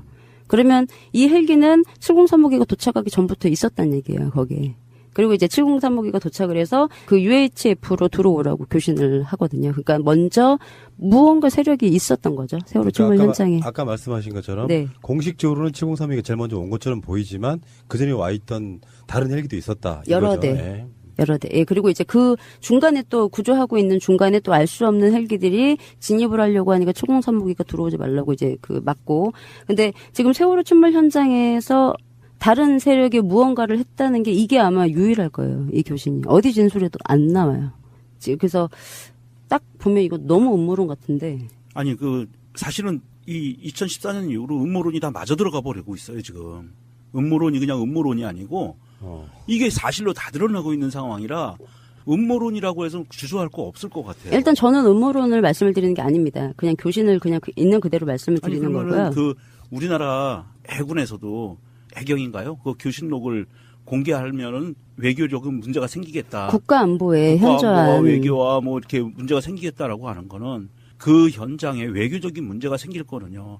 그 현장에 미군 부대 와 있었던 것밖에는 외교적인 문제가 생길 게 없거든요. 뭐 국방에 그런 이제 문제가 있어서 공개를 좀 안 한다고 얘기를 했습니다. 뭐 그건 핑계일 뿐일 거고. 뭐 일단 그래서 일단 뭔가를 했다는 거. 저는 좀 이것도 말씀하실 건지 모르겠는데 이 703기 기장과 부기장이라고 하는 사람이 KBS하고 인터뷰를 하거든요. 그날 당일날. 그 이교민 제가 저번에 그게 들려드렸던 그 인터뷰예요. 어떻게 이렇게 기장과 부기장이 나란히 앉아 있는데 다른 인터뷰 내용이 나올 수 있는지. 네. 난 참 이런 것도 어이가 없고 이게 그냥 자기들이 인지하고 있던 게 아니라 이 상황들이 헬기로 전파가 되잖아요. 네. 다 구했대. 있을 필요 없어. 당신들 구할 필요 없어. 또 내지는 아직 못 구한 사람이 있대, 남았대. 이렇게 교신을 하잖아요. 네. 나 정말 이해가 안 돼요. 이 사람들이 무슨 생각을 하고 뭘 하고 있었던 건지. 그러니까 수사를 다시 해야 되는 거예요. 그러니까요. 지금 저는 특조위 문제가 아니고 검찰이 특수본을 하나 만들어야 된다니까요. 맞아요. 네, 그래서 이렇게 뭔가 요 작업이 아직 좀 끝날 쯤에 해경들이 도착한 게 아닌가 하는 느낌. 네, 이게 뭔가 해서 작업을 이제 마무리하고 있을 때 해경들이 이제 들어와서 했던 게 아닌가. 그래서 그 작업이 이제 마무리가 아직 되지 않아서 이 부분에 외부 기관한테도 이제 보여지면 안 되고 작업하는 모습이 또는 탑승객들한테도 보여지면 안 되고 하기 때문에 탈출 방송도 하지 않았고 외부 기관의 구조 활동도 요청하지 않았고 최인근에 있는 빨리 도착할 수 있는 구조대들한테 빨리 갈 수 있게 헬기도 지원해주지 않았고 빨리 가라고 지시도 하지 않았던 게 아닐까. 그것이라고 표현하는 게 핵심 키가 될 수 있죠. 옮겨야 되는 그것. 네. 그러니까 정상적인 시스템 같으면은 역시 배보다는 비행기가 빠를 테니까 가서 이 사건이 났고 배가 지금 침몰하고 있다고 하면 무조건 배 밖으로 탈출해라고 하는 그 역할을 헬기랑 비행기가 먼저 해주고 나중에 도착한 배들이 그걸 건져 올리는 방식이 정상적인 거잖아요. 네, 맞아요. 근데 물에 잠기게끔 뭔가 이렇게 딴 사람들 들어오지 마. 우리가 뭔가 해야 될 일이 있어. 그 상태가 되고 나니까 그 사이에 다 가라앉아가지고. 네. 결국 배가 뒤집어져 버린 거예요. 예. 그럼 목격자가 나오지 않게 하기 위해서 선내에 대기하라고. 그러니까 짐작이 지금 딱 보면 짐작이 그게 아닐까. 왜냐하면 지금 탈출 방송을 안 한 게 이해가 안 됐잖아요. 그렇죠. 예. 그리고 이제 수백 명이 죽는 여객선 침몰하고 있는데 해경들은 119가 우리 빨리 헬기 지금 보낼 수 있어. 그러니까 필요 없다고 그러고 오지 말라고 우리 지금 구할 수 있다고 거짓말을 하죠. 예, 그렇게 해서 일단 이게 좀 저는 이 부분에 대해서 좀 확인을 해봐야 될 것 같고 또 하나가 그 공군의 그 C-130 수송기가 엄청 이제 큰 수송기가 2대가 떠요. 엄청나게 떴구나. C-130은 허큘리스 아니에요? 네, 허큘리스예요. 2대가 떴는데 얘가 뭘 했는지 모르겠어요. 뜨긴 떴는데 2대가 떴는데 해군의 자료를 보면 1대가 뜬 걸로 나오고요. 근데 2대가 떴는데 이게 이제 그 뭐 저녁에 공군에서 조명탄 쏘거든요. 그래서 얘네들이 그걸 조명탄을 쐈나? 좀 이제 말이 안 되는데 조명탄을 쐈나 봤더니 그건 또 공군에 있는 CN-235기가 또 있어요. 걔네들이 조명탄을 쏜 거고 이 CN-235기 이 수송기잖아요. 수송기. 얘네들은 뭐 어디 가는지 모르겠어요. 사실 수송기 필요 있나 싶기도 해요.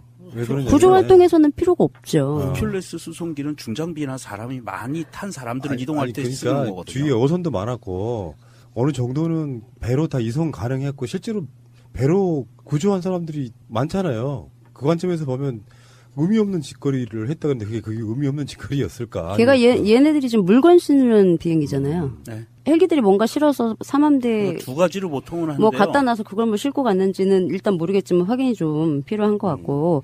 근데 마지막에 그 7035기 기장 강도성이 그 이교민하고 세월호 수백 명 탑승객이 있는지를 몰랐다라고 이제 얘기를 해서 구조 활동 지시를 하지 않았다. 근데 문제는 이제 9시 15분에 얘가 그 진도 VTS 교신을 듣고 출동을 한다고 했을 때 이미 고 15분의 교신이 승선원이 500명 이상 된다고 교신을 하고 있을 때이기 때문에 몰랐을 리는 없을 거라고 생각을 하고요. 네. 그 비행기 안에 탐지기 같은 게 있다 그러지 않았어요? 있어요. 레이더까지 있어요. 그러니까 궁금한 게 네. 우리가 전문가가 아니라서 말은 잘 못하겠는데 배가 뒤집어졌어도 그 배 안에 사람이 있는지 탐지도 가능하지 않을까요?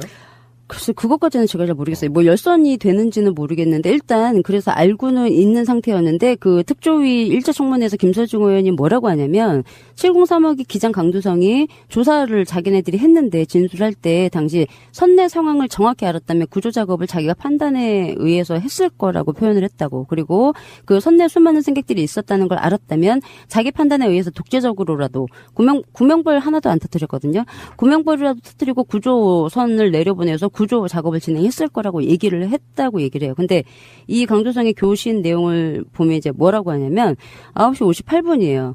지금 다른 항공기들 주파수가 다 분리되어 있어가지고 연락이 되는 대로 123.1로 전부 다 주파수를 넘어오라고 얘기를 하라고. 그리고 잠시 후 본청 1번님께서 출발하셔가지고 현장에 오실 예정이니까 임무에 너무 집착하지 말라고. 요거 이제 기사에도 나왔어요. 그 다음에 뭐라고 하냐면 10시 25분이에요. 세월호가 완전히 뒤집어졌을 때 지금 바깥으로 나와 있는 인원 더 없죠? 라고 교신을 합니다. 반대가 돼야 되는 거 아니야? 탈출 못한 인원이 없죠? 이렇게 그러니까 바깥으로 나와 있는 인원 더 없죠? 그리고 이제 10시 30분에 뭐라고 하냐면 현재 배가 90% 이상 침몰을 했고 더 이상 구조 임무할 일이 없습니다. 그리고 현재 외부에 나와 있는 인명도 없고 배는 뒤집어져서 완전히 침몰됐습니다. 그렇기 때문에 여기 현재 인근 외곽에 대기해달라고, 그러니까 다른 헬기들 들어오지 말라고 구조 이제 끝났으니까. 그거 좀 얘기를 하고 있는 거고요. 또 하나가 공군 이제 공작사랑 교신을 해요. 공군 작전사령부. 네, 작전사령부. 이제 통신을 703호기랑 하는데 공군에서 공군 헬기 오른쪽에 지금 구조 안 되냐고 완전히 침몰했다고 하니까. 그러니까 이 703호기에 뭐라고 하냐면 주위에 배들이 어선들이 많이 와 있어요. 그 다음에 행정선하고 거기서 지금 해경 배하고 구조하고 있어요. 49분에 구조 안 하고 있는 상황이에요. 근데 구조하고 있어요. 그래서 저희들이 오히려 더 걸림돌이 될 겁니다. 공군헬기 니네 빠지라고. 열심히 뭔가 하려고 하지 말고. 그래서 공군헬기가 그래요. 그래도 총 인원수가 지금 확인할 수 없지 않냐고. 그렇게 얘기를 해요. 그래서 동서남북 헬기들을 이제 홀딩을 좀 시켜놓고 혹시나 인명이 있는지 조치를 좀 하는 게 낫지 않겠습니까? 라고 물어봐요. 그러니까 703호기가 뭐냐면 지금 배가 정상적인 상태에서 침몰을 했으면 이게 좀 이상해요. 일단 정상적인 상태에서 침몰을 됐으면 그럴 가능성이 있는데요. 지금 배가 뒤집어졌습니다. 완전히 뒤집어져서 침몰 99% 침몰돼 있기 때문에 여기서 빠져나올 수 있는 인원은 없습니다. 라고 얘기를 해요. 그러니까 공작사에서 다시 그래도 혹시 모르니까 그쪽에 홀딩을 좀 해놓고 한 명이라도 이탈되는지 확인하는 게 낫지 않겠습니까? 다시 얘기를 합니다. 그러니까 703호기 뭐라고 하냐면 그건 지금 현재 해경 헬기하고 해경 구조선이 아마 해도 충분할 것 같습니다. 이거는 공군 작전사령부에서는 그렇게 상식적인 조치를 취해달라고 요구한 건데. 그러니까 적극적으로 막은 거예요. 마지막에 이제 51분에 뭐라고 하냐면 703호기가 지금 인명이 탈출할 수 있는 공간이 전무합니다. 그러니까 더 이상 사람 못 빠져나와. 그러니까 니네 쓰지 말고 그냥 철수해. 라는 얘기죠. 근데 여기서 또 특이한 게 10시 55분에 어떤 헬기예요. 헬기 있는 소속이 안 나와요. 어떤 헬기가 교신을 해요. 갑자기. 구조된 4명 탑승해가지고 있다고 지금 우리가 4명 구조해서 지금 탑승을 해서 있는데 저희들 어디로 이거를 배달을 해야 되냐고. 그러니까 해경 헬기들은 다 서거차도로 움직이는 걸 알고 있죠. 사람들 태워서. 네. 근데 얘는 지금 그걸 몰라요. 서거차도로 가야 되는지. 그리고 10시 55분이면 헬기가 구조를 할 사람이 없어요. 근데 갑자기 10시 55분에 4명 지금 구조했다고. 얘는 어디서 구조한 사람인지 모르겠어요. 근데 이 사람들이 어디로 가야 되냐고 교신을 해요. 아니 그러면 이게 그 교신록 자체 시간대 배열이 다 조작돼 있는 거 아니에요? 그 답변에 대해서는 좀 조작이 돼 있는데 왜냐하면 이게 정상적인 헬기였다라고 하면 앞에 뭐 공작사나 해경 뭐 511이나 이렇게 써놓기는 하죠. 써놓기는 하는데 이걸 물음표를 땡땡 쳐놨어요. 어딘지 모르고 네, 누군지 그러니까 모르는데 헬기의 정체를 아예 그냥 땡땡으로 쳐놨어요. 그럼 이거 55분에 온 교신이 맞아요. 굳이. 이렇게 땡땡까지 쳐놓으면서 이렇게 할 리는 없다고 생각을 하고요. 네. 이상하네. 근데 한 가지 더. 703호기가 세월호 침몰 현장에 도착해서 세월호가 다 침몰할 때까지 인명 구조에 대해서 딱 한 번 교신해요. 그게 이제 어떤 교신이냐면 제가 전에 그 왜 영상 보여드린 적 있어요. 탑승객들 밑에서 난간에서 대기하고 있는데 그 사람도 구조할 생각하지 않고 채공 대기하고 있다가 남자들 3명 구하는 영상 맞습니다. 기억하세요? 이거 그대로 읽어드리면 10시 18분이에요. 딱 그 시간이에요. 타는 시간. 703호기가 이제 누구한테 보고를 하는 거예요. 현재 배가 기울어져 있는 위쪽에 접근해서 거의 착륙할 정도의 하버를 유지해가지고 구조를 할 수 있도록 그렇게 조치하고 있습니다. 그쪽도 그렇게 대기를 해주시기 바랍니다. 이거 누군가한테 보고하고 있는 거죠. 보고하고 있는 거네. 그러니까 이 남자 3명을 꼭 이제 구해야 되는, 제가 그거 보는 것도 좀 이상했거든요. 그때 보면서 이 남자 3명이 아프거나 부상을 입어서 쩔뚝거리거나 하는 게 건장한 남자들 3명이에요. 근데 이 사람을 구조를 하려고 헬기 하나가 채공 대기하고 있고 항공구조사 2명이 이 남자 3명을 에스코트 하거든요. 근데 그 밑에 요거 할 때 그 밑에 어선들은 달라붙어서 마지막 탈출자들 막 태우고 막 그럴 때예요. 그럼 그 3명이 누군지 밝혀졌어요? 아직까지 안 밝혀졌나? 아, 무섭다. 이게 유일해요. 네. 인명구조에서 하버에 내려서 구조할 수 있도록 지금 조치하고 있다고 딱 한 번 나와요. 아니 그러면 그 헬기가 착륙할 만큼 가까이 내려가서 허버링 상태에서 가까이 돼요. 구조를 하고 있으니까 당신들은 그 상태대로 대기해. 그렇죠. 그게 똑같은 게 세월호 선원들만 있는 곳에 가서 정확히 돼서 그 사람들을 빼오는 거랑 똑같은 방식이잖아. 그러니까 진짜 이상하네요. 이 사람들은 세월호 선원은 아니었을 가능성이 높고 누굴까요? 일반 승객도 아닌 것 같은데요. 네, 그래서 이제 제가 마지막으로 좀 말씀을 드릴게요. 그래서 해경 703호기 10시 40분에 이제 교신을 한 게 어떤 게 있냐면 지금 1번님 출발하셨다고 하니까 일단 저 전체적으로 보고 준비가 완전하게 될 수 있도록 그 임무 수행한 결과들을 잘 작성하시기 바랍니다. 라고 교신을 해요. 그러니까 이거 딱 보는데 뭘 잘 작성하라는 거지? 그래서 입을 좀 맞췄나? 라는 이제 느낌이 있었고요. 그래서 그 강두성 기장이 진술한 내용을 좀 보면 우리가 할 수 있는 방법이 없었다고. 그래서 퇴선자가 없었다고. 그거는 이제 그 헬기한테 지시를 해서 항공구조단보고 안으로 들어가라고 지시를 했어야 되는 거죠, 얘가. 근데 이제 그 우리가 할 수 있는 방법이 없었고 퇴선자가 없었습니다. 근데 선박사고에서 퇴선하는 것은 퇴선자의 의무입니다. 어떠한 지시에도 해야 되지만 당사자도 위험이 생겼을 때 퇴선하는 절차를 이행을 해야 됩니다. 그러니까 니네들이 퇴선하지 않아서 이제 사고를 당했다라고 이제 얘기를 한 게 있어요. 나쁜 놈들이네. 네, 이 상황을 이제 지금 제가 뭐 물건을 옮기고 이제 알 수 없는 헬기들이 이제 왔다 갔다 하고 이제 이 상황에 대해서 지금 VHF 해경 지휘망 123.1을 지금 사용을 해서 이제 교신을 했잖아요. 그럼 이 교신 채널을 돌려놓은 거는 다 이 사항을 알아요. 어업지도선하고 어선들을 제외하면 당시 123.1을 사용한 공군, MCRC, 공군 방공지휘통지소, 그리고 광역 그 위성통신망을 이용하는 해경 지휘망 이용하는 본청, 서해청, 목포서, 삼천구함에 있는 김문홍 얘는 CN235기랑 직접 통화도 해요. 근데 구조하라는 지시 한마디도 안 했죠. 그러니까 김문홍 그리고 해경 헬기들 123정, 진도 VTS, 그리고 침몰 당시 인근에 대기하던 소방 헬기, 산림청 헬기, 그리고 공군 헬기, 수송기, 해군 헬기, 그리고 해경 함정들 다 지금 이 사항을 알고 있었는데 우리가 그동안 지금 뉴스가 나오고 재판이 진행이 되고 세월호 청문회에서 수도 없이 문제점으로 지적이 됐던 게 6,800톤급의 여객선이 침몰하는데 구조 세력이 어떻게 고정익 하나 헬기 세대 경비함정 한 대밖에 없을 수가 있느냐라고 해서 아주 수없이 반복이 됐잖아요. 이 사람들이 다 지금 여기 침묵을 하고 있어요. 침묵이요? 지금 다 그게 아니라는 걸 알잖아요. 제가 방금 말씀드렸던 해고남정 이 사람들이 다 이 교신을 들었다고요. 그러니까. 친문련 중에서 무슨 일이 있었는지 안다고요. 근데 지금까지 아무도 얘기를 안 하고 있죠. 그러고 보니까 진짜 그러네요. 수백 명이 타 있는 배에 수백 명이 갇혀 있는 상황에서 공식적으로 배라고는 온 게 1, 2, 3정 하나밖에 없는 거네. 100톤급 하나. 아니 정상적이라면 정말 정상적인 나라였다면은요.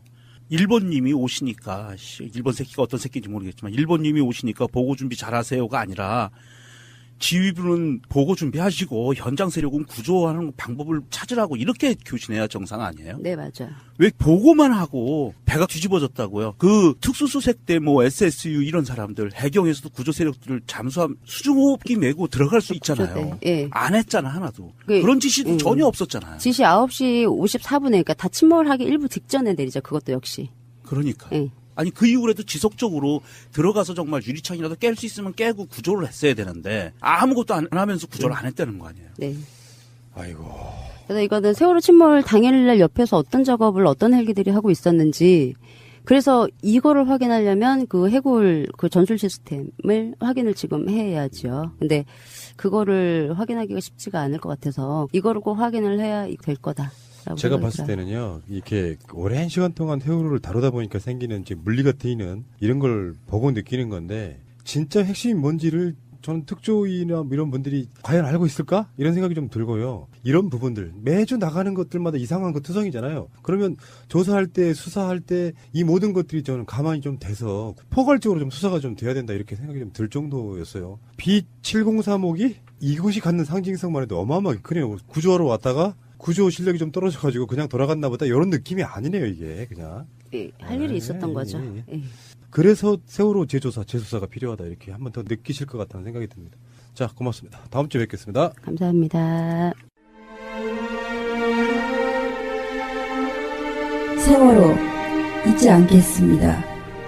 이제부터 시작입니다.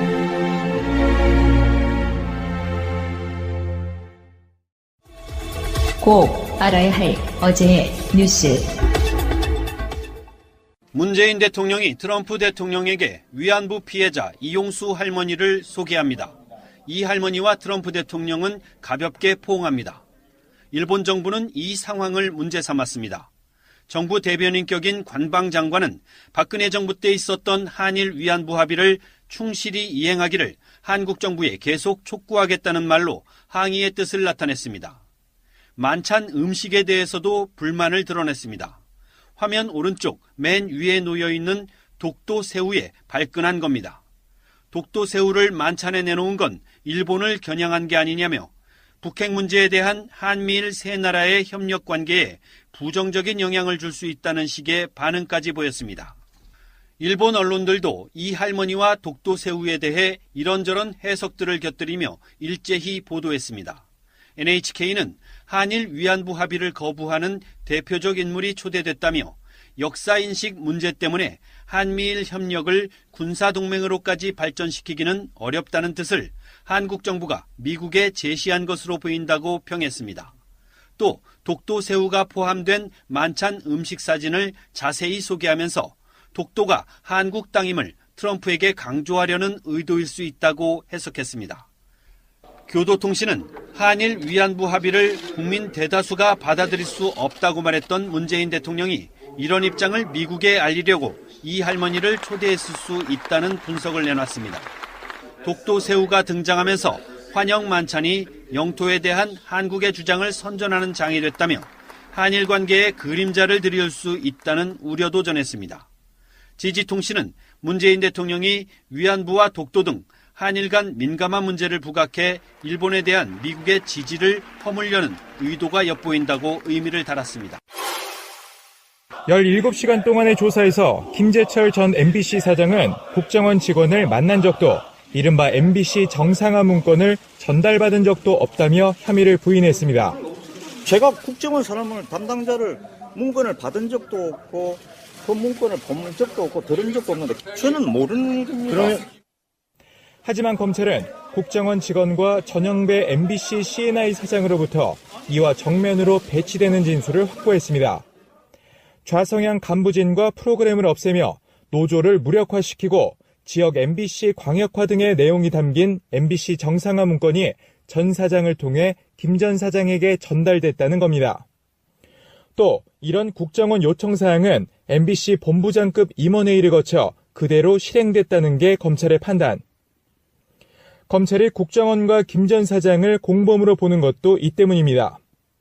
김 전 사장은 또 검찰 수사 내용을 알아보거나 증거를 없애려 한 정황도 포착됐습니다. 지난달 10일 조사를 받고 나온 전영배 사장에게 접촉해 진술 내용을 확보하려고 한 정황이 있다는 겁니다. 심지어 김 전 사장은 자신의 주소지에 머물지 않고 차명 휴대전화까지 사용한 전력도 드러났습니다. 김 전 사장의 구속 여부는 영장심사를 거쳐 결정되는데 검찰은 나머지 MBC 임원들로까지 수사를 확대할 방침입니다. 지난 4월 세월호 선체 수색 작업 중에 발견된 청해진 해운 수첩입니다. 형체를 알아보기 힘들 정도로 훼손돼 있었지만 최근 복원에 성공했습니다. 지난 5월부터 국가기록원과 국립과학수사연구소가 세월호 내 수거품 복원 작업에 뛰어든 결과입니다. 선내 수거품은 모두 100여 점으로 약 15,000매에 이릅니다. 이 중 15% 정도만 복원이 끝났는데 남은 물품 중에는 통신실 서랍에서 발견된 조타실 다이어리와 항해 관련 로그 기록, 출항 전 점검 보고서 등이 포함되어 있습니다. 세월호 참사 진상규명의 열쇠가 될 수 있는 자료들입니다. 특히 항해 관련 자료 일체를 출력해놓은 로그 기록을 항해 일지와 비교해보면 참사 당시 상황을 알 수 있다는 게 전문가들의 설명입니다. 이 밖에 1등 기관사 손지태 씨의 업무 노트와 기간 작업 기록 일지, 배수리 관련 서류 10여 점도 복원 중에 있습니다. 국가기록원은 선체조사위원회의 활동이 끝나는 시점에 맞춰 내년 6월 전까진 복원을 완료할 계획입니다. 방송 중간에 좋아요를 눌러주시면 새날팀들에게 큰 힘이 됩니다. 미리 감사합니다. 트위터가 진짜 언론입니다. 그만하자 이제. 여기 관광지야. 여기 탐사 보도하고 안 맞아요. 형, 공중파는 이런 것도 좀 해줘야 돼. 그만하자 씨. 이제. 형, 응? 공중파는 그렇게 막 욕하면 안 돼. 형. 그래? 그래서 민망할 정도였어요. 그래서 그 정의를 위해라는 트위터리아님이 이렇게 트윗을 하셨습니다. 강요미에게 올해의 기자상을 수여하라. 사실 뭐 솔직히 말씀드리면은 저는 기자는 전문직이 아니라고 생각하는 사람이에요. 전문직이라고 부를 수가 없어요. 그러니까 일반 회사 사원들이 직장 업무 배우는 거랑 똑같은 수준인데 기자에게 중요한 건 전문직이 아니고 어떤 개념을 갖느냐거든요. 저는 그렇게 봐요. 그 블랙하우스에서 여러 가지 녹취록을 공개했잖아요. 그 새날에 들어온 다스 소유주에 대한 제보 하나 들려드릴까요? 네. 내가 지금 바로 들려드리겠습니다. 우진아, 고르지? 우진아, 다스는 누구 거야? 이명박 거. 이명박 거. 알았어. 영재교육이네요. 네. 자, 어쨌든 간에 김어준의 블랙하우스 정기 편성 되기를 바라겠습니다. 그러면서 뭐 이렇게 이제 팟캐스트도 들어오진 않겠지? 그냥 공중파에 계세요. 계세요. 김어준 예. 청수. 뉴스 공장도 공중파입니다. 새가 날아든다는 여러분들의 하트를 먹고 삽니다. 잊지 않으셨죠? 에피소드 제목을 누르고 플레이가 되면 오른쪽 위에 하트를 꼭 눌러주세요. 오늘도 감사합니다. 더 많은 분들이 들을 수 있도록 하트 꼭 눌러주세요. 세월호 의혹 시리즈는 새가 날아든다 제2채널에서도 동시에 업로드됩니다. 광고가 불편하신 분들은 새가 날아든다 제2채널을 이용하시기 바랍니다. 새날, 새가 날아든다 등으로 검색하시면 나옵니다. 고맙습니다. 이제 다시 세월호다 23번째 시간입니다. 자, 오늘도 어김없이 공순주님 나오셨습니다. 네, 안녕하세요. 매주 이렇게 자료 막 들여다보고 있으면 머리 아프지 않아요? 굉장히 방대한 자료를 보는 것처럼 보이는데. 네, 지난주 수요일이 제 아들 생일이었답니다. 예. 몰랐습니다. 진짜 어제 알았습니다. 어떤 마음인지 알 것 같고요. 자, 최근에 나온 세월호 소식도 몇 가지 한번 전해드리겠습니다. 박근혜의 청와대가 세월호 특조위를 해체하는데 동원됐던 시위가 바로 배후 조정했다는 그 사실이 또 너무나 잘 알고 있는 거지만 드러났습니다. 전경련에서 나온 자금 69억 원을 보수단체에 몰아주고 여기에 이제 불법 선거 운동에도 깊숙이 개입한 사실도 드러났고요.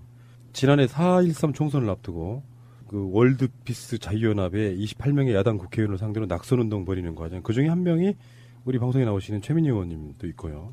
그다음에 이 월드피스 자유연합이 세월호 특조위 해체 촉구 시위 계획을 보고받기도 하고 이런 방식으로, 그래서 이게 정경련 지원금과 별도로 2015년 10월부터 작년 3월 사이에 1억 2천만 원의 특별 지원금을 받기도 했고요. 그래서 사실 뻔한 건데 세월호 특조위 법적인 문제가 있었잖아요. 그래서 청와대가 생각했던 세월호 특조위 기간 1년 6개월 이게 끝났다라고 지금 정치권에서만 이야기하는 게 아니고 시위하는 분들이 이제 계속해서 해체하라, 뭐 박근혜 대통령을 어쩌고저쩌고 그런 시위를 청와대가 시켰다는 일종의 자작극인 거죠. 그게 얼만큼 박근혜가 세월호 특조위 또는 세월호 사건 자체를 어떤 시각으로 봤는지가 그냥 드러나는 것 같아요. 수사권하고 기소권을 안 줬음에도 불구하고 그래도 불안했던 거죠. 그렇죠. 네, 아무것도 없는 조사관들이 무언가를 밝힐까봐 그게 뭔지 참 지금도 궁금합니다. 뭐를 두려워했던 건지. 그 유명한 허현준 씨, 허현준 행정관이 관여되어 있는 그런 부분이고요. 다음에 그 김어준의 블랙하우스 혹시 손준이 보셨나요? 보지는 못했고요. 저희 이제 모임에서 얘기가 한번 나왔어요. 그래서 안 그래도 요 방송을 끝나고 가서 보려고요. 거기 이제 유대균 씨 출연하는데 예. 그 이야기의 핵심 중에 하나는 우리는 뭐 유병헌 회장, 유대균 이렇게 얘기했는데 세월호 관련해 수사받은 적이 단 한 번도 없대요. 그러니까 지금도 그게 반증으로 드러난 거잖아요. 사실은 생각해보면 유대균이나 유병헌이 세월호에 무슨 죄를 졌는지 굉장히 우리가 아리까리했던 부분인데요. 역시 시선 돌리기용 유병헌 추적 드라마의 어떤 연장선상에 있었던 게 아니냐. 그 유병헌 그거 있었잖아요. 도망가가지고 전국에 뿌려진 수배 현상금, 그것도 공구명령인가? 그걸로 내려졌어요. 세월호랑 상관없이. 공구명령 범죄자를 이렇게 전국으로 부대까지 풀어서 이렇게 대대적으로 수색을 했던 거죠.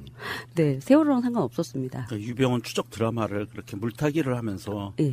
그냥 유병헌이라는 이름 책임자 이렇게 뒤집어 씌우려고 했던 거죠. 네, 맞아요. 그 재밌는 내용이 그거잖아요. 그 유병헌 회장도 TV로 처음 보고 저 배가 청해진의 배인가라고 첫마디를 했다고 할 정도로 세월호의 소유하고는 아무 상관 없었다는 거예요. 근데 지금 그 당시 때는 지금 생각해보면 그런 거잖아요. 세월호를 불법 증개축해서 세월호가 무너지게 만든 원흉인 것처럼 막 대대적인 보도를 하고 추적 드라마를 만들고 했는데 막상 잡혀 들어갔더니 세월호에 대한 얘기는 단 한 건도 수사를 받은 적이 없다 그러면 이건 황당의 극치 아니겠습니까? 그렇다면 이거를 기획해서 수사가 되도록 또 범국민적인 시선이 쏠리도록 만들었던 세력이 누구인가도 다시 한번 돌아보게 되는 바로 그런 상황이 아닌가 싶어요. 그러니까 유병헌도 제가 보기에는 쫓길지 몰랐어요. 아, 그렇습니까?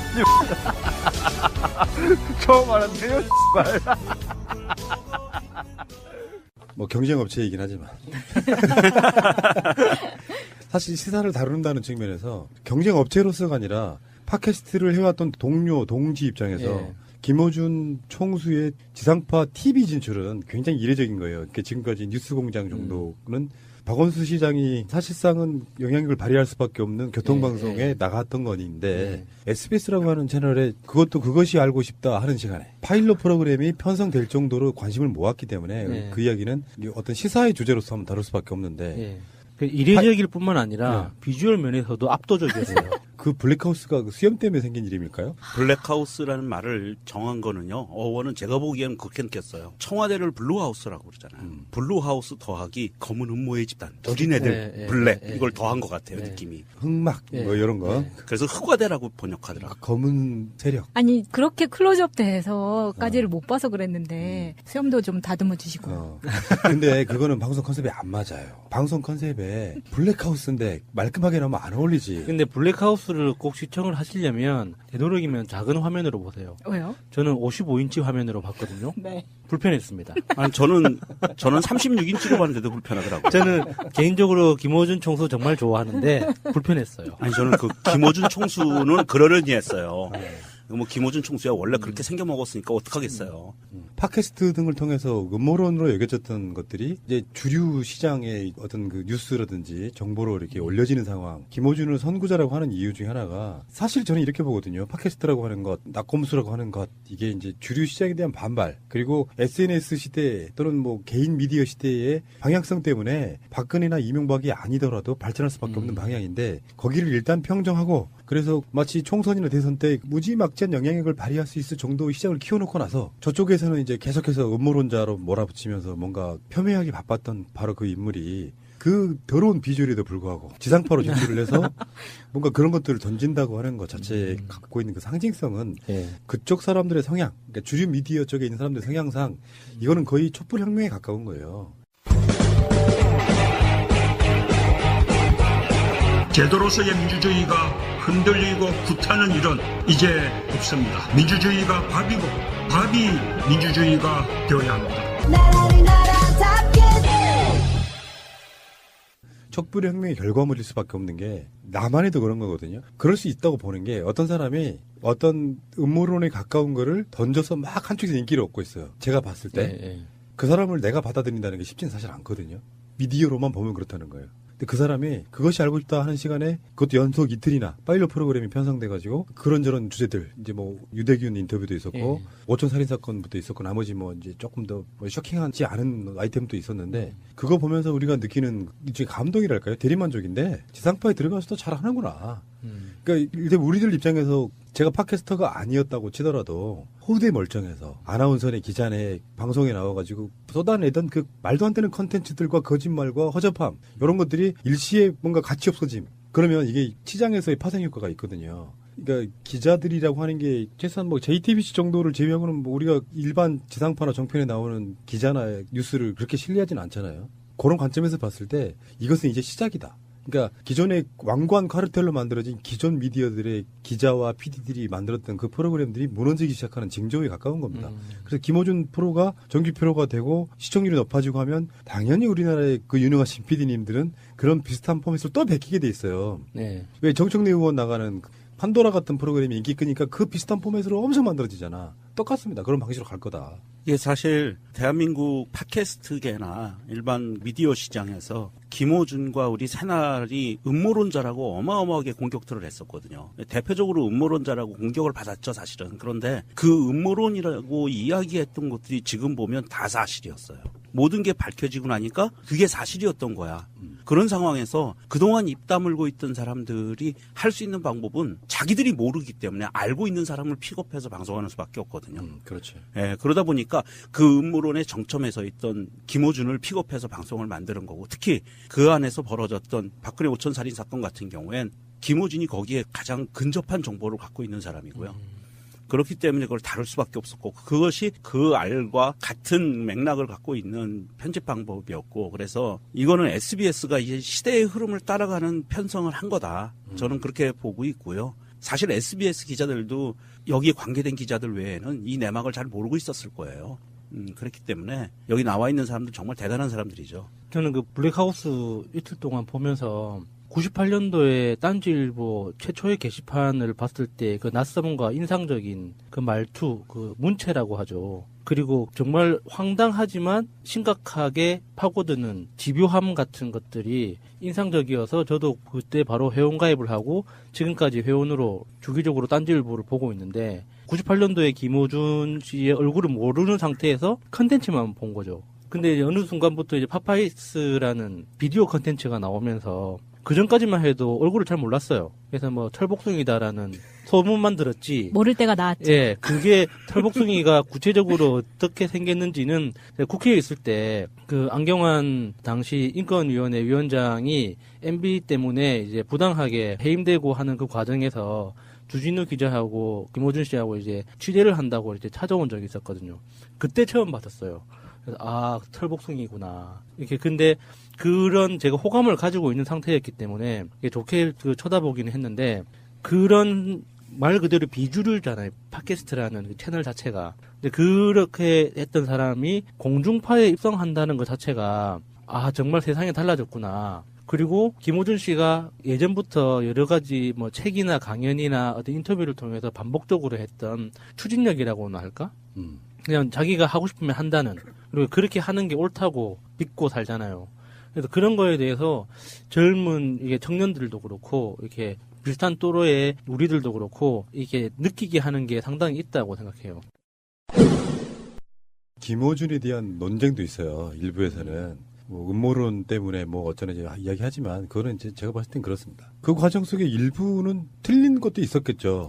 근데 일부는 반대로 말하면은 굉장히 기존과는 다른 사고방식. 그러니까 예를 들면 예전에는 무슨 제야 세력의 거두이신 분이 뭐 독립운동 하듯 반정부 투쟁, 뭐 민주화 운동을 하고 이런 시대가 있었는데 여기는 사회의 어떤 조명한 무슨 직책도 맡고 있지 않아요.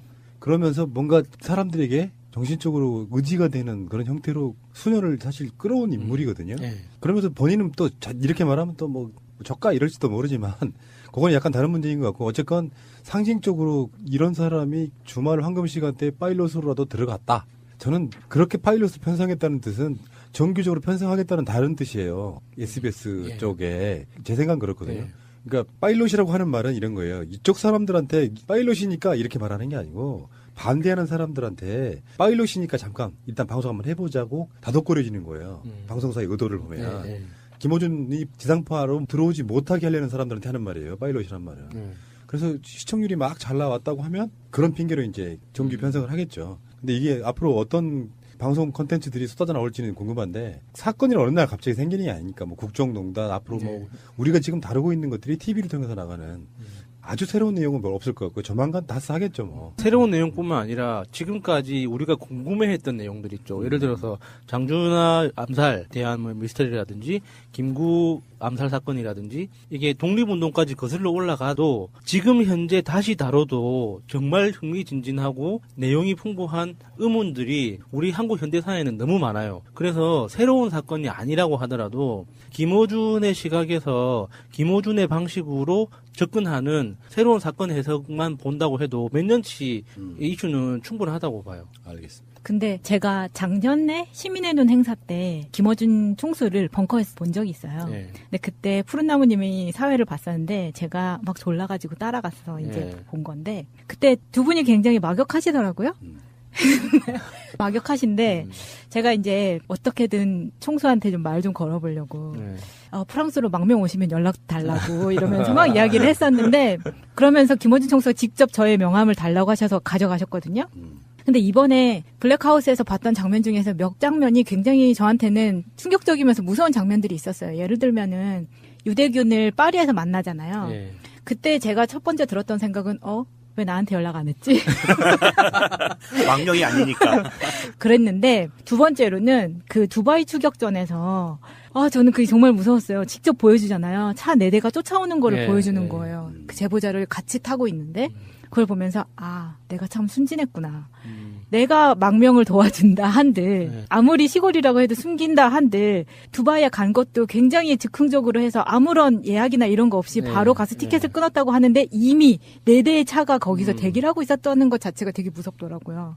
그 기획 자체부터가 큰 마음 먹고 만든 프로그램이 아닌가. 네. 그러니까 김호준을 함부로 폄훼하면 안 되는 이유 중에 하나예요. 우리하고 좀 결이 달라요. 그러니까 우리들은 이제 어떻게 표현해도 그냥 아류일 뿐이고요. 그렇게까지 이러세요. 비하할 것까지는 없죠. 근데 그 다음에 반전을 들어보시는 게 순간 기분이 욱해가지고 말하자면 제가 그런 이야기 드린 적 있어요. 그 팟빵 쪽과 이야기할 때 이를테면은 뭔가 영웅이 나타나기 위해서 앞에서 분위기 막 잡아줘야 되는 일종의 FD 역할을 하는 것도 필요한 거예요. 예를 들어서 일주일에 한 번씩 막 이런 팟캐스트 저런 팟캐스트가 이렇게 유명한 팟캐스트에 올라오고 막 최근에 팟캐스트가 이제 끝났지만 그럴 때 팟캐스트 시장에 매일이라도 올라오는 사람들이 밑밥을 깔아줘야 거기가 활성화되는 거야. 그러니까 사실은 팟파이슨의 뭐 등등의 여러 팟캐스트들은 데일리 팟캐스트의 원조인 새날이 밑밥 다 깔아주면 내가 그 오직했으면 그랬어. 평상시 때 안 올라올 때는 우리 방송 듣다가 올라오면 그 사람들 방송을 먼저 듣고 그리고 듣는 방송이라고 내가 분명히 말씀드렸잖아요. 그러니까 이게 다 사회는 다 그런 식으로 이렇게 주거니 받거니 합니다. 자, 트윗을 한번 섞어보겠습니다. 거기에 대한 반응들 한번 보고 싶습니다. 파인그린님의 트윗입니다. 김호준의 블랙하우스 존나 웃기네 씨발. 503 5천 살인사건 목격자가 야외풀하는 변태임. 9월 6일 날짜를 어떻게 기억하냐니까 9월 6일 숫자가 69연상행태에서 그날 파트너랑 북한산에서 섹스하려고 했으니까 정확하대. 씨발. 이렇게 올려주셨네. 그런 시선 자체가 영화 이병헌이 팔 잘리는 그 영화 있잖아요. 그 영화에서 그 이병헌이 조승우하고 어떤 다른 색다른 기획을 하게 된 이유가 그거잖아요. 이병헌은 진실을 말했는데 진실을 말하는 사람이 깡패라는 이유만으로 세상이 안 믿어준 거예요. 그래서 조승우의 입을 빌려서 검사라는 직업으로 일하는 사람이 입을 빌려서 그 똑같은 내용을 말하도록 기획한 게 그 영화의 전체 내용이잖아요. 그러니까 그 제보한 사람이 그 산에 올라간 이유가 건강을 위해서 산책을 하러 갔든 여자친구와 섹스를 하러 갔든 그게 무슨 상관이에요, 그게. 본 걸 그대로 봤다고 이야기하면 그게 사실인 거지. 제가 트위터에서 지금 찾지는 못했는데 블랙하우스를 보는 도중에 트위터를 같이 보면서 올라왔던 비난이 있었어요. 어떤 여자분이 쓴 것 같은데 뭐 김호준 씨발 이러면서 만약에 여자가 저렇게 머리 안 감고 화장 안 하고 맨 얼굴로 저렇게 나왔으면 사회적으로 매장됐을 테다. 근데 남자이기 때문에 김호준이 누리는 남자로서의 특권이다. 족같다 씨발 이런 트윗이 있었어요. 그래서 뭐야 그거? 그러니까 그 말이 이제 틀렸다고 말하는 게 아니라 그 시각도 우리가 일부분 인정해줘야 돼요. 그 여자분의 말은 사실이거든요. 남자이기 때문에 허용되는 면이 있어요. 근데 저는 김호준이 그런 방식에서도 그러니까 우리 사회의 일정 부분 기여하는 게 옳은 말 하는 사람 그리고 옳은 일을 하는 사람에 대한 우리가 머릿속에 규정되어 있는 일종의 편견 같은 게 있어요. 명문대를 나왔을 테고 잘생겼을 테고 멀끔하게 생겼을 테고 양복을 입어야 되고 하는 여러 가지 조건들이 막 갖추어졌을 때 그 사람이 하는 말이 신빙성이 있다고 느끼거든요. 근데 김호준 씨는 그거에 대한 모든 편견을 내려놓게끔 하는 거예요. 그렇지 않아도 말만 멀쩡한 정신으로 똑바른 말만 해도 사람들하고 통할 수 있다는 가능성을 열어준 거예요. 저도 그런 측면에서 더 높게 평가하는데 다른 한편에서 그 외모를 가지고 비난하는 그 측면을 보면서 아 이게 내가 아직 그 남성으로서 꼰대를 못 버린 건가? 왜 그렇게 비아냥되는 게 불편하지? 라는 생각을 했었어요. 그거에 대해서 파란을 일으켰다님이 이렇게 트윗을 비슷한 겁니다. 김호준의 블랙하우스가 성공적인 것 같다. 일회충을 비롯 국당 안빠들까지 시청률 올라갈까봐 시청하지도 않았으면서 모두 외모로 디스하고 말투로 디스하고 심지어 청와대 가려고 한다며 윤창준과 비교하며 흥분한다. 김호준 진짜 멋지다. 화이팅. 이렇게 올려주셨네요. 이 사진을 보면은요, 저도 방송을 봤지만 김호준이 굉장히 신경 써서 꾸민 거예요, 그게. 그 사람 평소에 그렇게 안 하고 다녀요. 저도 이제 아까 마찬가지 말처럼 시민의 눈 하면서 봤는데 제가 인천에서 한번 보고 첫날, 그 다음에 두 번째 날은 구로에서 봤는데 그게 텀이 한 일주일 이상 되는데요. 그 깜깜한 밤에 두 번 날을 봤는데 두 번째 본 날 나를 기억해요, 정확하게. 굉장히 비상한 사람이에요. 내가 누군지를 기억을 하더라고요. 두 번째 본 날. 깜깜한 밤인데. 그런데 그때 시민의 눈 활동할 때 보면은요. 그걸 보셨어야 돼. 김호준이 어떤 사람인지 거기서 나와요. SBS에 나간 거는 이거는 아마 미용실 가서 한 몇 시간 있었을 것 같아요. 기본적으로 김호준 씨 스타일로 나는 수염이 안 이뻐요. 제가 비슷해서 알아요. 예를 들어서 똑같이 수염을 길러도 박찬호 씨가 수염을 기르면 굉장히 이쁘게 나요. 숱도 많고 짙게 굉장히 이쁘게 나는데 김호준 씨는 기르면 기를수록 더러워져. 제가 그렇거든요. 한 두세 달 기르고 나면 뭐 진짜 좀 이렇게 지나가는 사람이 돈을 줄 것 같아요. 그래서 그 아무리 곱게 이쁘게 이렇게 다듬어도 절대 깔끔해지지 않는 수염 스타일입니다. 그래서 그런 거는 우리가 일찌감치 포기하고 그가 어떤 이야기를 하는지를 듣는 게 훨씬 더 득이 되지 않을까 싶어요. 그리고 이제 화제가 됐었던 게 강요미 씨가 나오면서 기자들보다 훨씬 활약을 하지 않았느냐 이런 면이거든요. 강유미가 이 정도 할 수 있는데 왜 기자들은 아무것도 하지 않지? 라고 이제 야단치는 거죠. 맞아요. 다스는 누구 겁니까? 그러니까 그 대목에서 그 기자분이 나왔는데 기자분이 얼굴이 새빨갛게 빨개지더라고요. 정말 홍시처럼 빨개져.